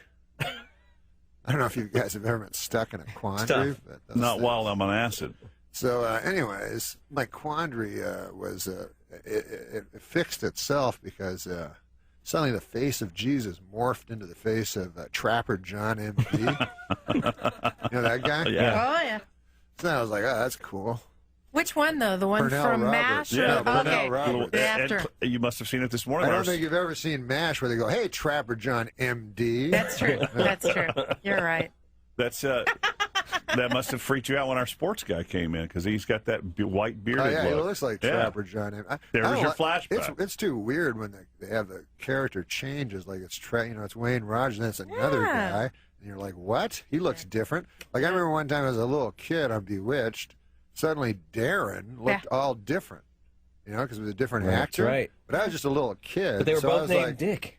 So I was like, yeah. York and So Sargent. I was like Dick York and Dick Sargent. But as a child, you see, I didn't know anything about Dick York or Dick Sargent or What'd you Elizabeth think? Montgomery. I thought of Darren Stevens and his wife, Elizabeth Stevens or whatever her name was.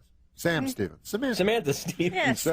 So anyways, when I didn't know Dick York or Dick Sargent, all I knew was Darren Stevens. So when he suddenly changed appearance drastically, Yeah. I thought, what's that Endora up to this time? Oh, boy. She was in Citizen Kane. Yes, she was. Yeah, she was in Citizen Kane. She always played, Endora. What about when you Mrs. get Crab. cast? It's tough when you get cast as an old bag. Yeah. And like when you're reading the script, or it even says old bag shows up. You're like, what's this mine? But like they had the show Jake and the Fat Man. So Who was William Conrad? William who was, Conrad. he was Bill canon. Conrad. Yeah, Bill Conrad. Beautiful man, I hear. Great actor. But he was canon. He was a big star, big Quinn Martin star. And so he was not a man to be trifled with. So if you're writing a script for somebody to be with, and you go, I would like to, maybe a William Conrad vehicle might propel me. Yeah, you might not want to write, you might not want to title it Jake and the Fat Man. And then send it to William Conrad, because William Conrad's like, what the? I'm pretty sure I'm not Jake. And if I'm Jake, I don't want to be on the show at all, because then it's really gross. But, I love the way your mind Norm works. MacDonald tonight at Cap City and tomorrow night. And All also, these observations and more. 467-2333. Thanks for being here, dude. Thanks a lot. Listen, God bless in the name of the Pale Nazarene. What? And hey, what about this, man? You're. It's like the Energizer Bunny. I love it. This lady told me this thing. If you're a Christian, you're kind of reviled nowadays in today's society. You know what I mean? Mm-hmm. You're looked at as a joke, kind of. Bill Maher makes fun of you. But let's say you're a lady and you believe in astrology, right?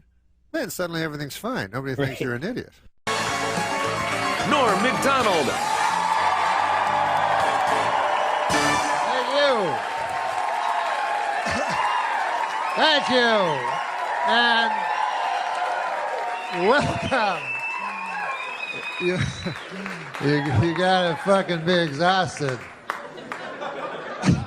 But welcome to Gotham Comedy Live. This is a show like other shows, except you can be dirty. That's what a guy told me. So fuck that shit, because that's my favorite sentence. 2/3 of it's very dirty, and the other one is not. But you go, fuck that shit. That's why I talk about politics and stuff. People, what do you think of that? Fuck that shit. And then people think I have an opinion, but I don't really. But a guy was just telling me, hey, listen, Bill Cosby, first of all, is my hero ever since I was a kid, because I always wanted to be like him, and I got his albums, tried to emulate him, but I didn't like his stand-up, but I like the way he was as a man. Because this was before, they didn't say he was a rapist on the fucking, liner notes of the albums, you know. As my buddy said, he said, the worst part about Cosby was he was a hypocrite. And I said, I don't think that was the worst part.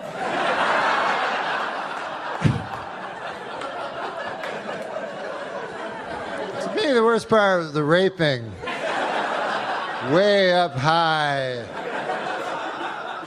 And then the second would be the drugging. And then the third would be the scheming. But anyways, hypocrisy would be way fucking down the line, you know, like on the 4th page or some shit. Like, I'm no expert, but I think probably most rapists are hypocrites. You know what I mean? You know, I meet a lot of guys who go, I like to rape, I don't give a fuck. I know it's not a politically correct thing to say, but I like raping. Go, God damn, at least he's not a hypocrite. That's the worst. That's the worst part of it. But he, imagine you're a girl. Some of you will be easier. No, imagine you're a girl. You're in a gift shop in Vegas or some shit. Go, I'm gonna buy this snow globe for my. Oh, it's the most famous guy ever, Cosby. You know, Cosby's there, and he's like, "You want to go to my room? It's the biggest room ever." And so you go, "Yeah, of course I want to go to your room. Biggest star ever, biggest room ever. What the fuck? You don't even have to be a girl. You fucking go." And then you go up, and then you're like, fuck, look at this. I've never seen... And he's like, you want a glass of water? You go, yes, that would be nice. And then you go, why is it purple? Why is it fizzing? Like in a monster movie. Just drink it. It's famous people water. And you drink, and everything goes fucking crazy and shit. And they come out of it, they're like, what the fuck? I was just in the gift shop. What's that? Cosby cock? I can swear that's a Cosby cock. That's impossible. A Cosby cock? Why would there be a Cosby cock in my face? Wait a second, I remember. I'll call for help. Hypocrisy! A man committed hypocrisy on me in room 10304-204. There's too many numbers in the hotel room.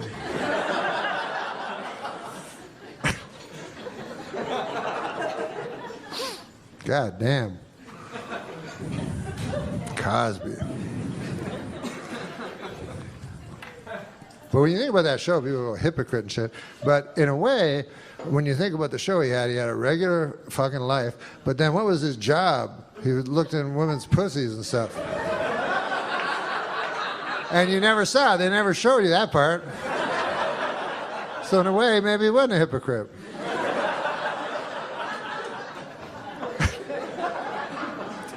I don't even know what's wrong with hypocrisy anyways. What's the problem with hypocrisy, you know? People are always against it. Go, you know what I hate worse than anything? Hypocrite.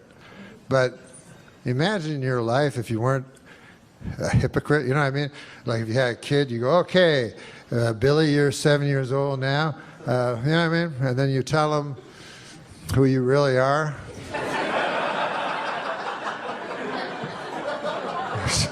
That's not a good idea. Yeah, sit down, Billy. I'm going to tell you some evil shit I did. Through most of my life that I've been keeping from you. So Cosby was a hypocrite. But it's like one of those little things. You know when people do like real bad things and then they add on a little thing? It happens a lot in crime and shit. Like I remember, I'm just swearing because I can. Like crime, fuck it shit. But sometimes a guy will commit a heinous crime, then they'll add like some fucking, like I remember Richard Speck, you know, some of you are old enough to remember this guy. He busted into a house full of nurses, raped and killed 9 nurses. He was charged with 8 counts of rape, 8 counts of murder, 1 count of breaking and entering.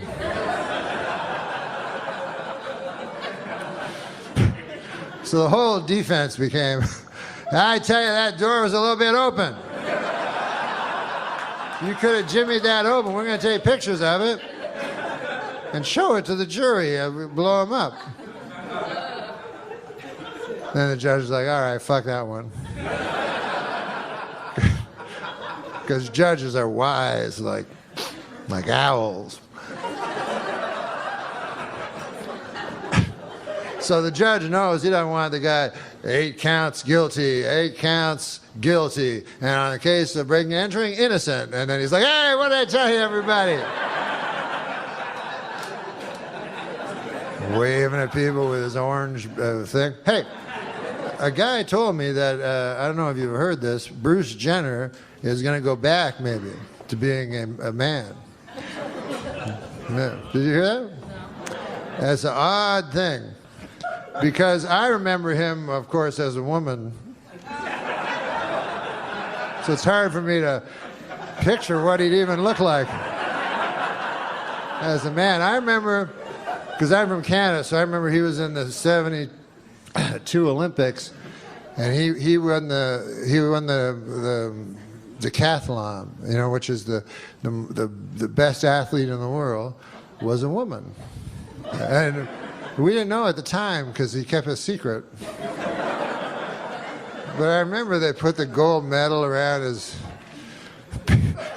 fucking big juicy tits.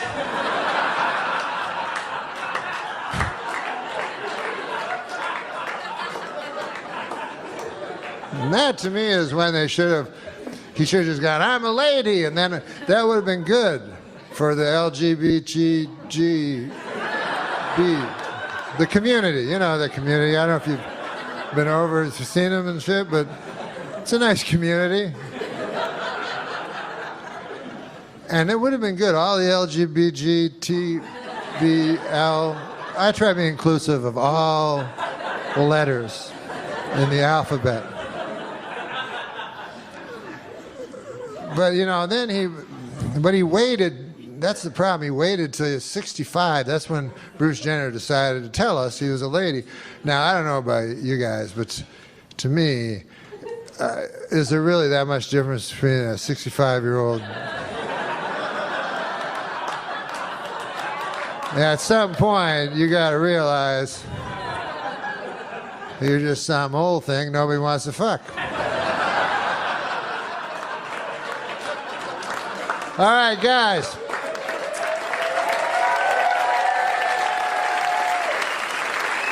Don't turn your TV, and we'll be back in a moment. Thanks, guys. You're awesome.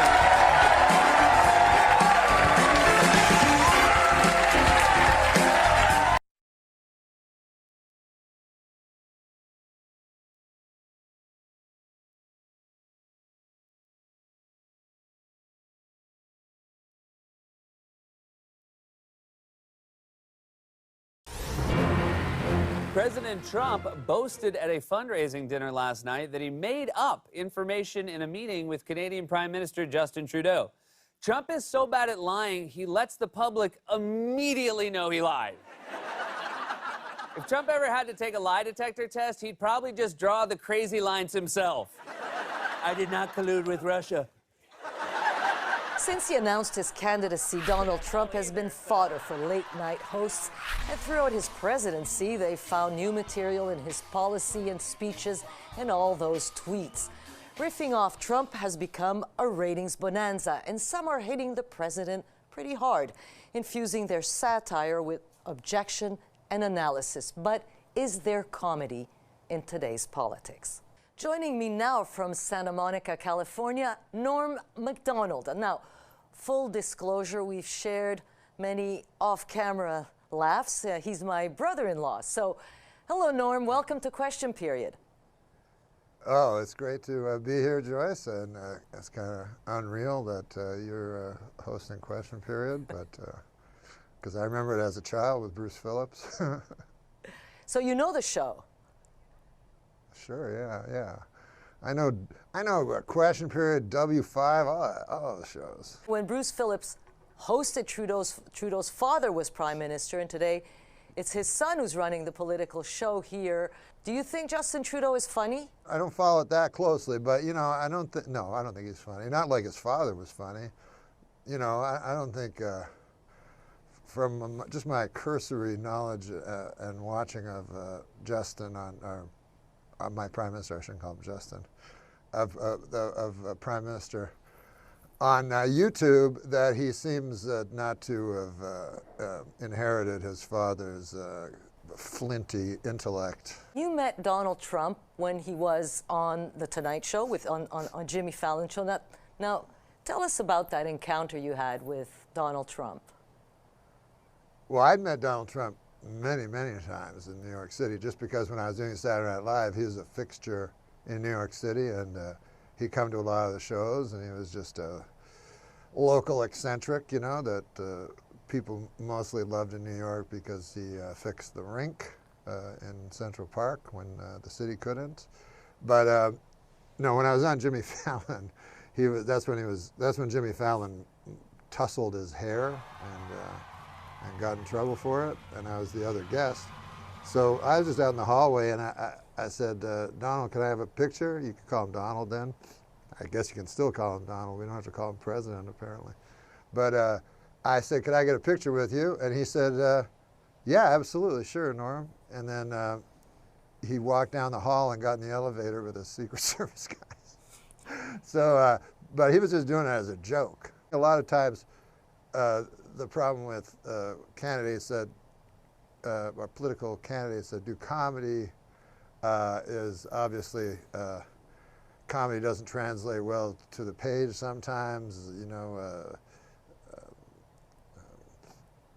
sarcasm is lost, obviously, and things like that. So if someone says something that's meant self-disparagingly or satirically, and you want to take it out of context, you can. And that happened a lot of times with Trump on the campaign trail. But he's being caricatured on Saturday Night Live, like quite mercilessly by Alec Baldwin. Like, is it funny to you? Is that funny? No. The only reason I don't find it funny, when I was there, Darrell Hammond did Donald Trump, and that shows how far back Trump goes, because that was 20 years ago. But Darrell did him then. It was a softer Trump. I think it was a Trump that was a lot closer to his real self. But if you do an impression of someone, you have to like that person, because you're playing the person, and people like themselves. So you can't play someone and have contempt for them at the same time. It doesn't work as an impression. So I don't like his impression, and I have no political affiliation. I just mean from a comedy level. Where is the funny in Donald Trump? Because he does think he's funny, right? Yes, but other people think he's funny too. I attended one of his just to see, because I wanted to see it for myself. His performances in front of these grand halls. And he's enormously funny and entertaining. And I don't know that there's normally with politicians,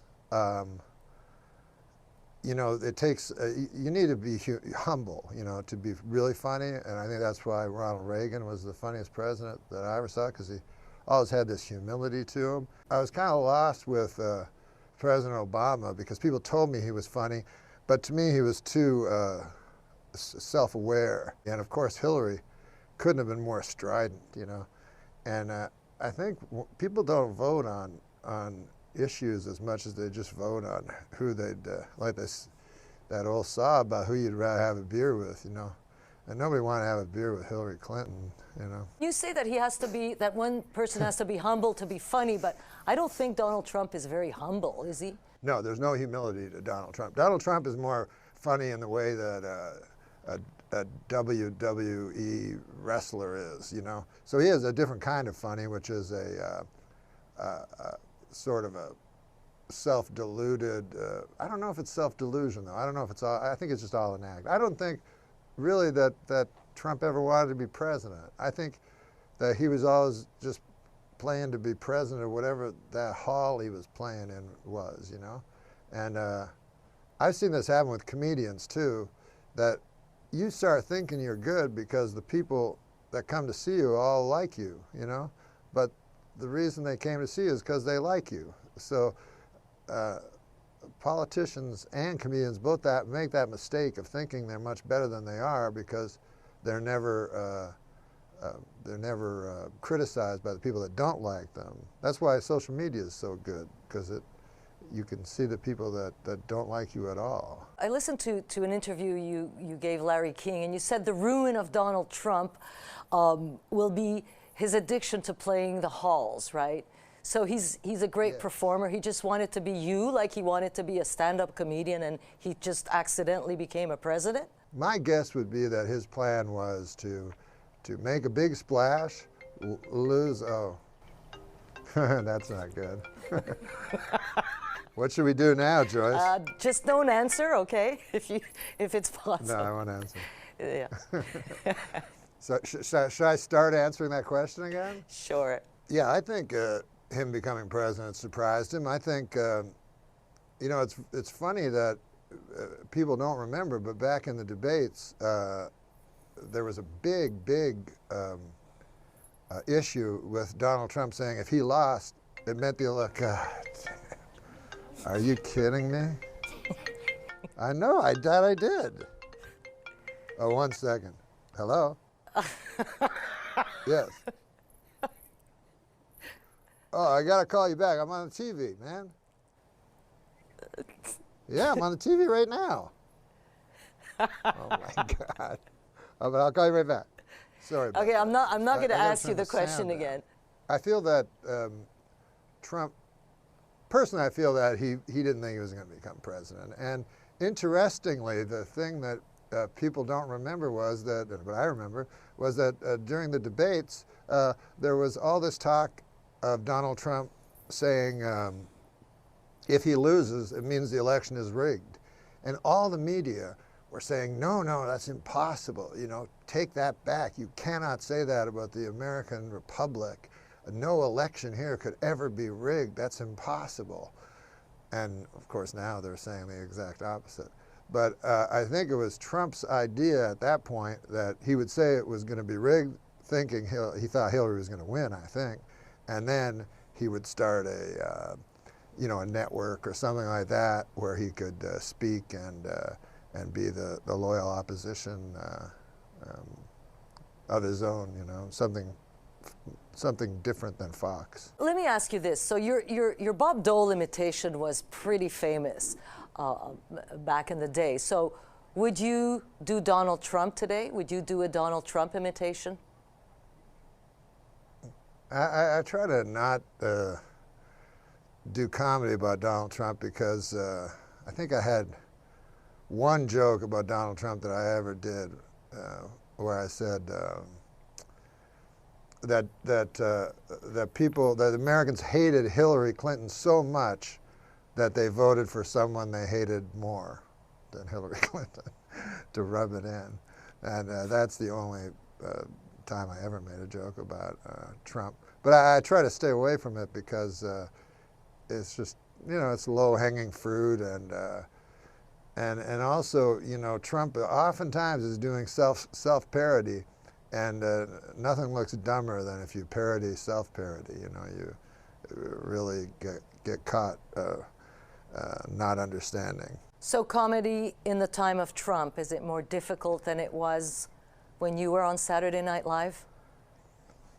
It's more difficult in the time of Trump for good comedians, and it's way easier for bad comedians. You know, you don't have a worldview by just saying you don't like Trump. You know what I mean? That doesn't count. Like you can't just say I hate Trump, and that makes you a good person. And the Democrats just can't say I hate Trump, and that means they have a position. You know, that's no position.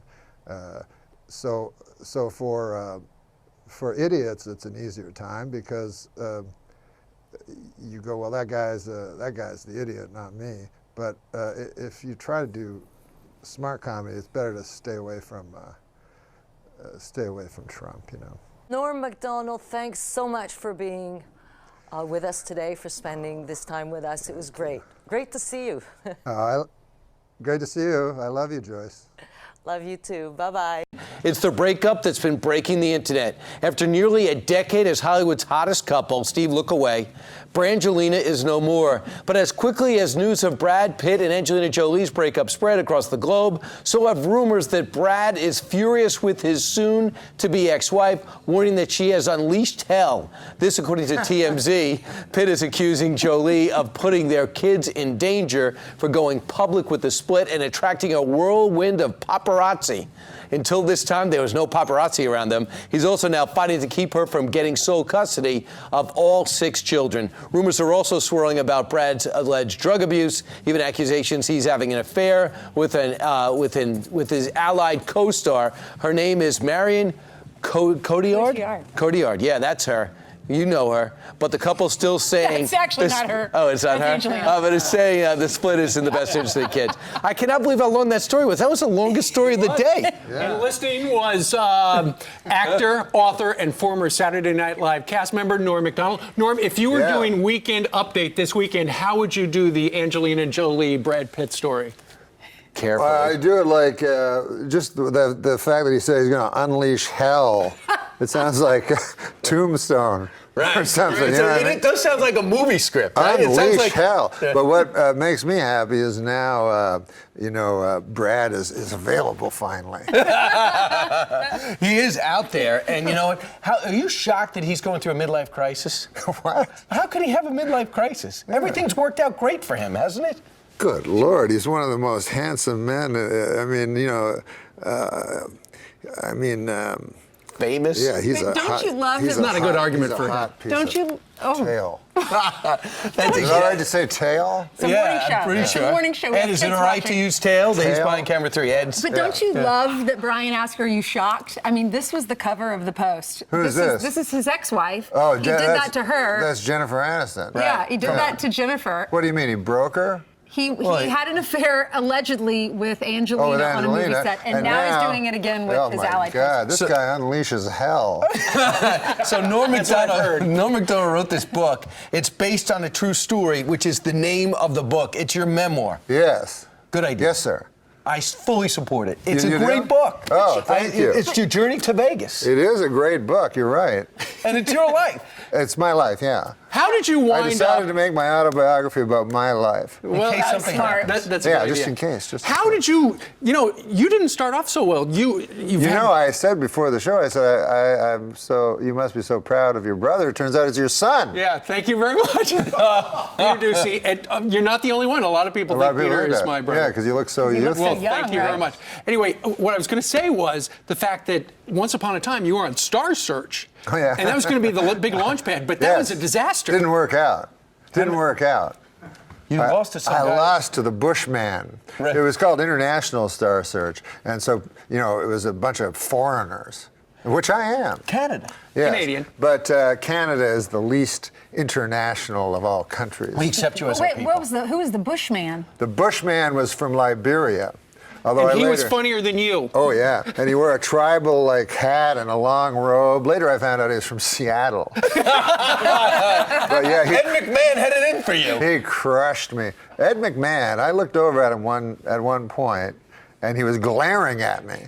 And I was like, this guy laughs at everything all the time. He just laughed. Your agent said to you after you got off, it's like, you got no laughs. Said, don't worry, they don't laugh at this show. But you go, they do laugh at this show. They just weren't laughing at you. Yeah, he said that. He said they don't laugh, they sweeten it. And then the Bushman came out, said one joke, they laughed for 2 minutes.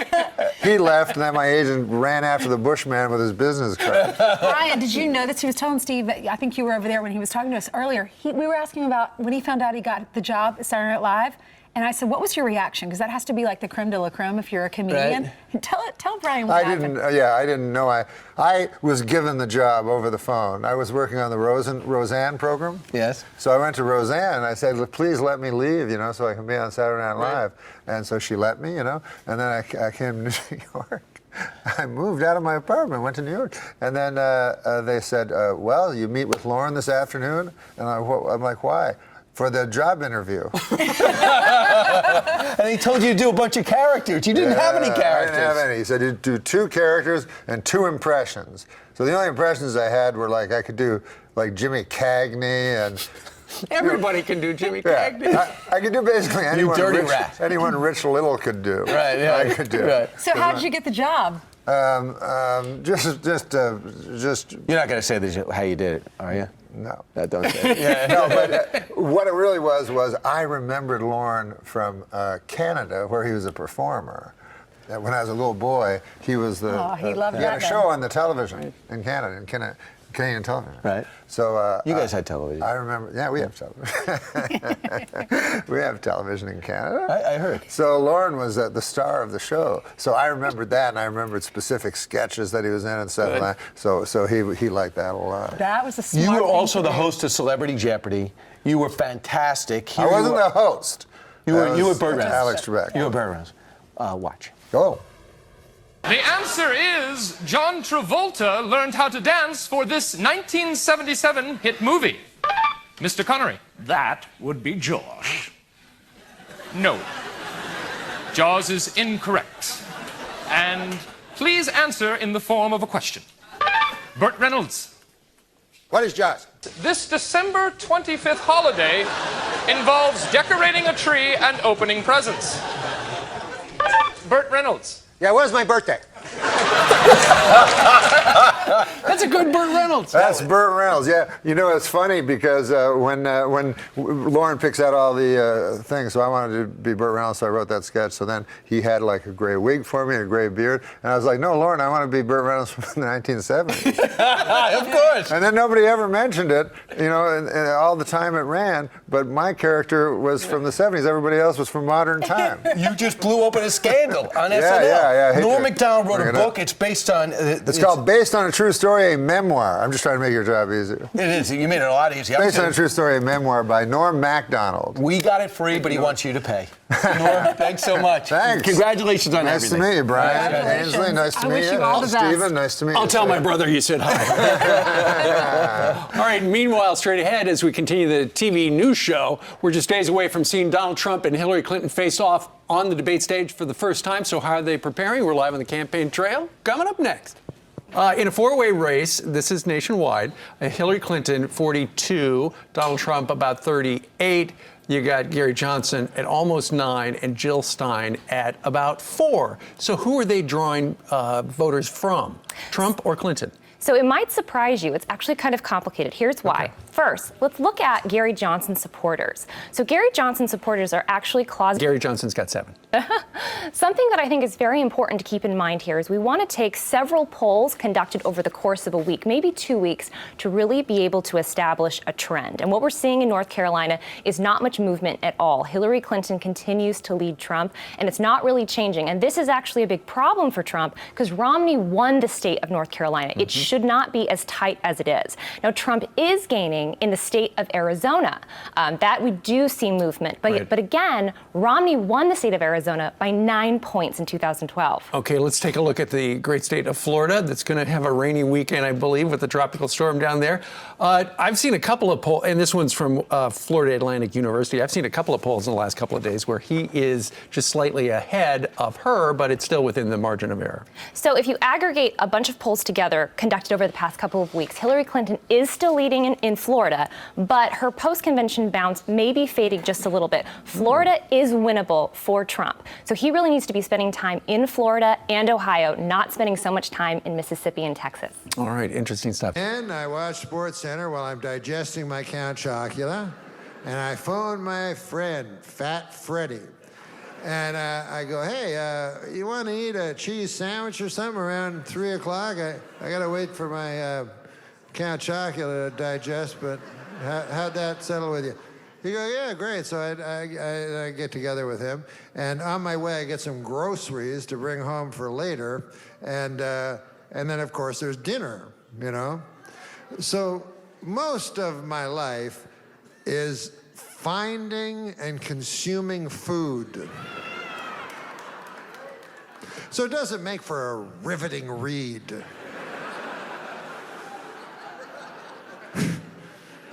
It's incredibly repetitious.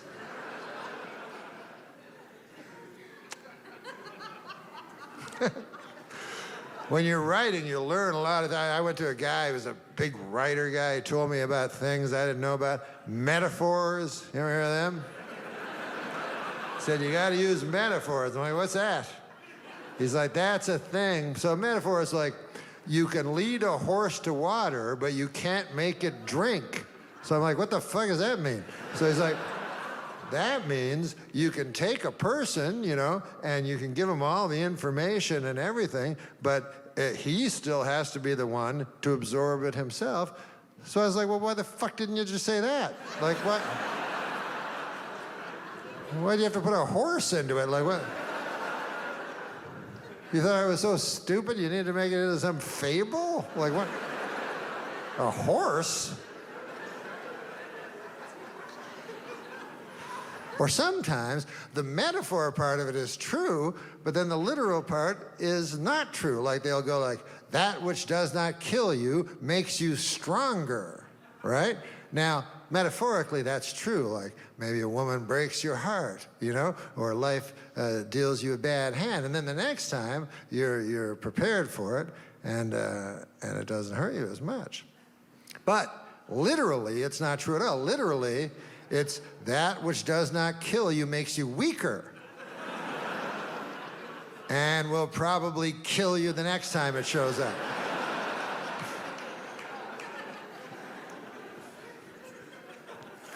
That's why I like, personally, I like the ones where the metaphor is true and the literal part is true. Like, they say like beauty is only skin deep. I think that's beautiful because it is like, you know, really what makes a person attractive is what's inside, their friendship, their conviviality, their goodwill, not this optic trick, you know? And so it has that. But also literally it's true because you could be, you know, the handsomest guy in the world, you know? You'd have like this chiseled jaw and beautiful thick mane of a hair, you know? Large shoulders and narrow waist. You guys horny?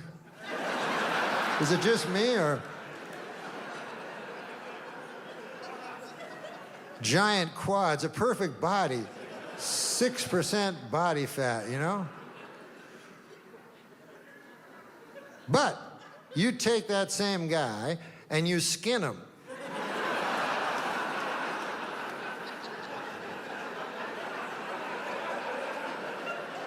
All of a sudden, he is not so easy on the eye.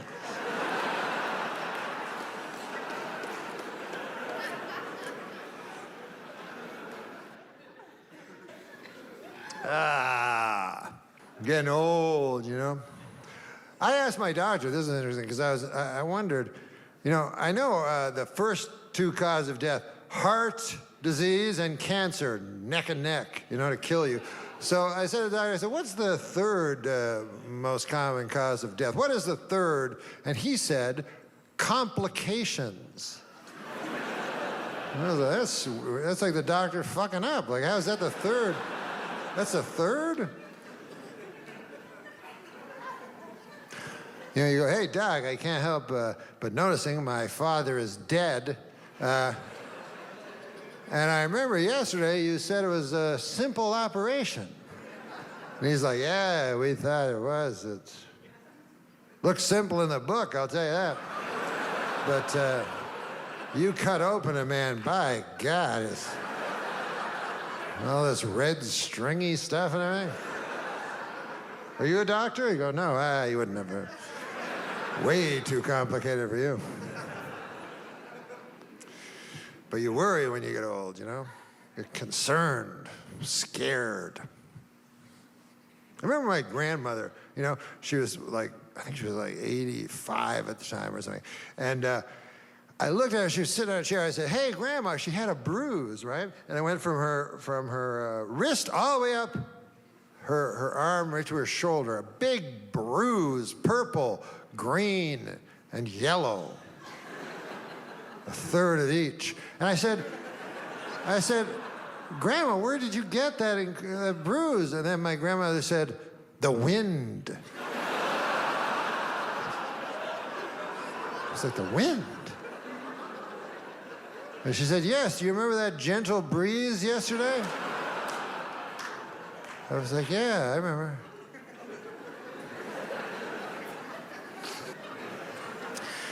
My parents were teachers, which is a noble profession, everyone says. They're fine people, but you know what's weird? They all say teachers are the real heroes. My folks, not heroic at all. And as a matter of fact, I have never met a teacher that showed any heroism. And I've known a lot of teachers because I was a student for years and years. And never once did I go, hey, Barney, man, I was just looking at old man Abernathy, you know, the way he's erasing that chalk on the chalkboard, where he put the chalk earlier. And I was thinking, he cuts a heroic figure, doesn't he? No, me neither. I didn't think that either. I just heard that somewhere. And it's not that hard a job when you think about it, you know what I mean?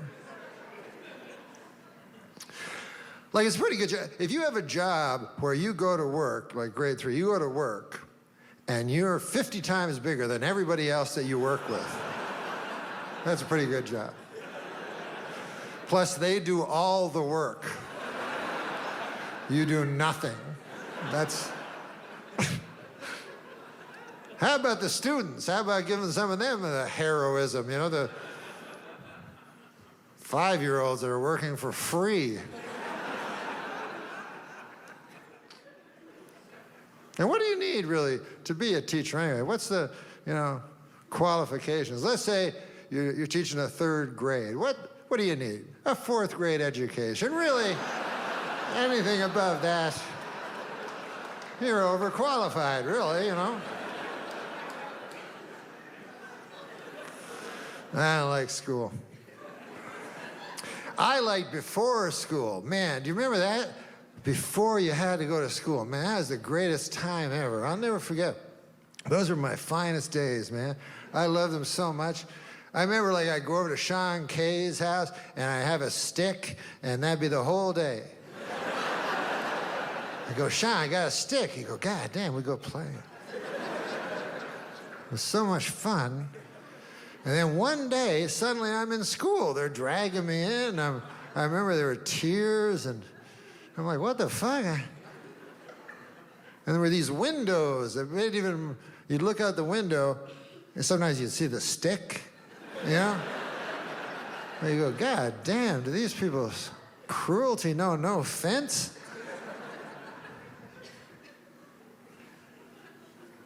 Nowadays, you know, they have the ADD and stuff like that. If a kid's in class, he's like, hey, I'd like to go out. They go, we're going to drug you. And then you won't want to get out and run around in the grass and have fun with the stick. You'll be fine. You'll be good. But anyways, I'm old now, you know. I was young. Now I'm old. Yep. I learned some things in school. But now that I'm old, things scare me, you know, and I think it's the media does it. Like, they go, North Korea, you know, and I don't know, it kind of scares. It doesn't scare me that much, but it's supposed to scare you. But, like, are you really scared? Have you ever woken up, go, ah, and your wife's like, what's the matter, honey? North Korea. A little tiny country way the fuck over somewhere. I'm scared, honey, I'm scared. I'll tell you, Iraq doesn't scare me. North Korea, none of those countries scare me. There's only one country, really, that scares me in the whole country, or in the whole, what do you call that's bigger than a country but less than a galaxy? Earth. The entire Earth, there's only one country that frightens me, and it's the country of Germany. I don't know if you guys are students of history or not, but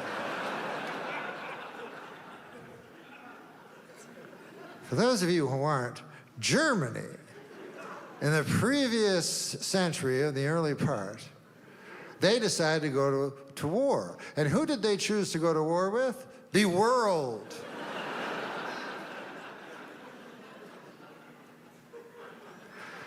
So you think that would last about 5 seconds and the world would fucking win and, you know, that'd be that.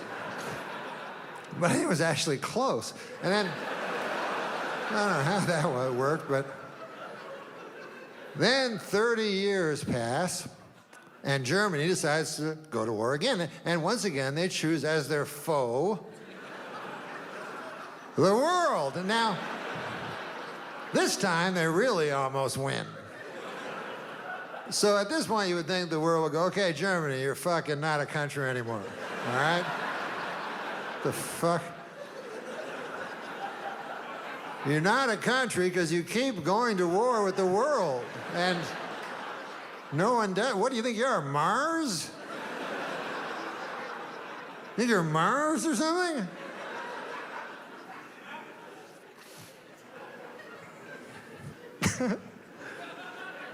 But it's fun to get old, you know? Start watching old things. You know those commercials that are toward old people? You know, like I was watching, for instance, on MeTV, I was watching The $6 Million Man, right? And he was in Paris, he was jumping over the Arc de Triomphe and everything like that. And then, just by luck or coincidence, they went to a commercial, and it was a commercial starring Lee Majors, the $6 Million Man, but as he is today, like an old man. So he's jumping over, and it was for the bionic ear. And it wasn't the real bionic ear from the show, it was a fucking hearing aid. So you see him jumping over the Arc de Triomphe, and then it cuts, and then he's in a studio, and he's like, I can't hear too good out of it. This one's no good at all. This one's all right. This one may as well not even be an ear. And you go, God damn, you can't help but feel sorry for a man like that. Because you know, at one time, he got a phone call from his agent, you know? And he probably had all kinds of hope, you know? His answer is, hey, Jerome, my God, I haven't heard from you in 30 years. You got something for me? Well, let me guess. I bet I know what it is. It's that movie I wrote, The Return of the $6 Million Man, starring Ben Stiller.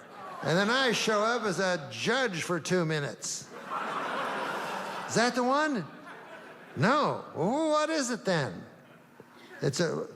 No, not out of this one, nope. Well, what was it? That's a hearing aid? Well, how much does something like that pay a fellow? It's funny you say that, Jerome, because when you say it, I realize that's only 1/10 what I used to get from a single episode of, no, I won't stop, sorry. When do they have to know by? Within the hour, huh? Well, I guess then I would say, yes, I'll take that. Jerome, I have to ask you this. Is there any way in the contract that you can put in that I'm sad?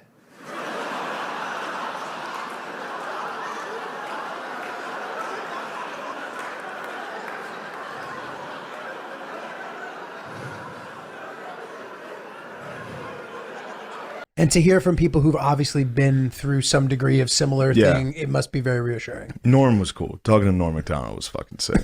I was so excited about that. Especially just him It was exactly what you'd think it'd be. It was literally just, I was walking around in my backyard, him just mumbling for an hour and a half, just like, nah, there's yeah, it was great. Norm used to do a lot of jokes about that, going back in time to kill Hitler. Yeah, but he said like he just thinks he would go back and he would be converted. He would just fall into the gaze of his dark black eyes. Dude, the fucking 420 is one of my favorite comedy clips.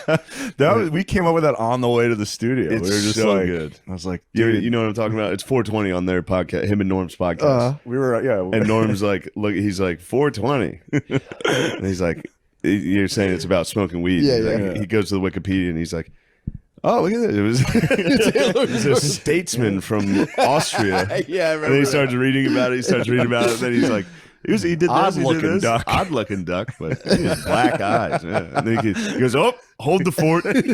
Hated Jews. Yeah, it's unbelievable. How was it? All right, you cracked the Norm thing. I'm not. How was it? You brought him up. I wasn't going to. Yeah, I don't give a fuck. How funny was it? The 9/11 Airlines. Oh my god! How'd that you was sit through great. this? I How do you don't do know. this? I don't 9/11 know. Airlines. He's like, I looked at. I was drudging through blood and bones in Manhattan to find my brother. It turns out he was in Northern Canada. 9/11 Airlines reminds me of that tragedy. You know what the #1 worst airline was? 9/11 Airlines. It reminds me of that tragedy. Dude. Is that when we just started, when we It was looked at you each and other Swardson. and just started Yeah, laughing? everyone was just like, what the fuck? I remember like when in my hardcore like atheism days, I would be like, I would never. They always talk about people like deathbed confessions. Oh, like, you're gonna be begging, dude. You're gonna be begging, crying like a bitch. Yeah. It's like my favorite Norm. Just being a coward at death, like death Yeah. coming to me and be like, "No, take my grandson instead, not me." Dude, my girlfriend called me crying 2 days ago. What were you crying Norm. Norm. Oh, I was I cried at watching Norm. I was watching. I tossed on his last Letterman. I cried. And she was in the other room and just heard me like like doing that, and she came out and I was like, fine. Yeah. Fine. Yeah, Norm got me. That was I love cried. that guy. Oh, He reached out when I was getting canceled a lot. really? Yeah, and he said some really cool things. I'll share them with you after. So He's the best. All right. He loved comedy, and he was loved the purest. He was the purest yeah, comic. and he fucking hated this fucking woke shit. Yeah. He hated it. So it's seeing all these people like tweet about him, like, "Oh, I loved Norm" and all this. Like, just know he fucking despised what you do. In my opinion. Yeah. No, and I think Yeah. What do I know? No. Also, it's like I felt I just posted one of his jokes, but like I didn't want to post like I loved you or something like that. Like, because who the fuck am I? Like, I need to come out and be like, Yeah. yeah. That you have a Norm? It was just he reached out. He was a big when people were going through it. Norm was one of the guys that would always reach out, and yeah, that was it. Just reached out. He sent me some cool stuff about like funny will win. Yeah, that was the coolest shit ever. Yeah, he was like, "There's a war right." I don't want to spill the beans on a nice thing, but it was like You guys had a private thing. yeah, it was cool. But and he it was ended, very supportive when you were going he through your spoke stuff. like poetically. Yeah. It was awesome. Yeah. And it ended, one of the messages ended with like, in a war for comedy, I think the ones with jokes will win. I was just like, yo, Yeah. That's fire. Norm MacDonald is king. Yeah. Yeah. And he amazing. in no way has to do that. No. You know what I mean? No. To reach out, especially at that time, I thought was really cool. It was 2 years ago. I mean, I was with Adam Egget most of the time in Austin. The guy, you know Adam? Yeah. From And- the store, right? Yes. Yeah. So me and Adam went to the Cowboys Eagles game and we were hanging out, and the whole time, because he was best friends with Norm. Yeah. So he was like Yeah. going through it, but he went through it the same way as like we just talked like Norm the whole time. Like the whole game, we were like, he must have. Yeah, he got hit pretty hard. You know what's worse than getting hit like that? Blood cancer. It's no good, that blood cancer. Just like that the whole time. It was great. I hope that wasn't sharing too much for Adam. No. But it was fun. Norm's the best. Yeah. Well, it was, but he died of fucking. Oh, right. I forgot he fucking vanished. Yeah. Norm. Yeah. Classic. Nah. It certainly helped. I didn't get pet. They weren't like, oh, nice, you got cancer. In fact, it definitely kept them.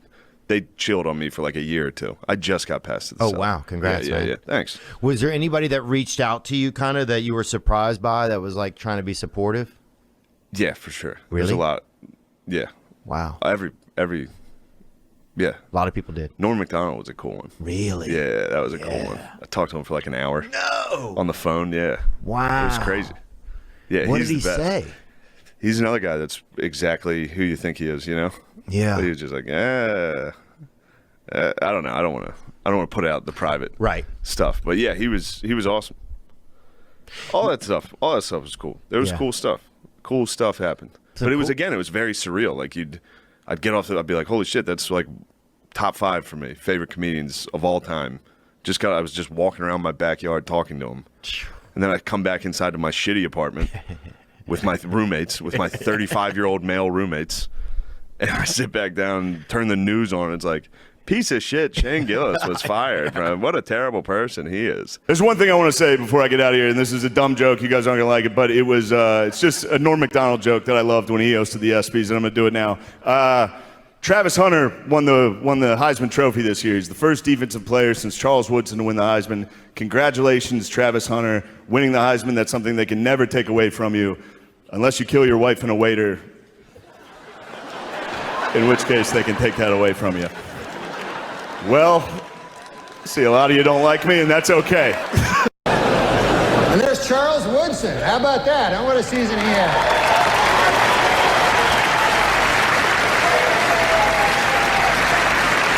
Great, man.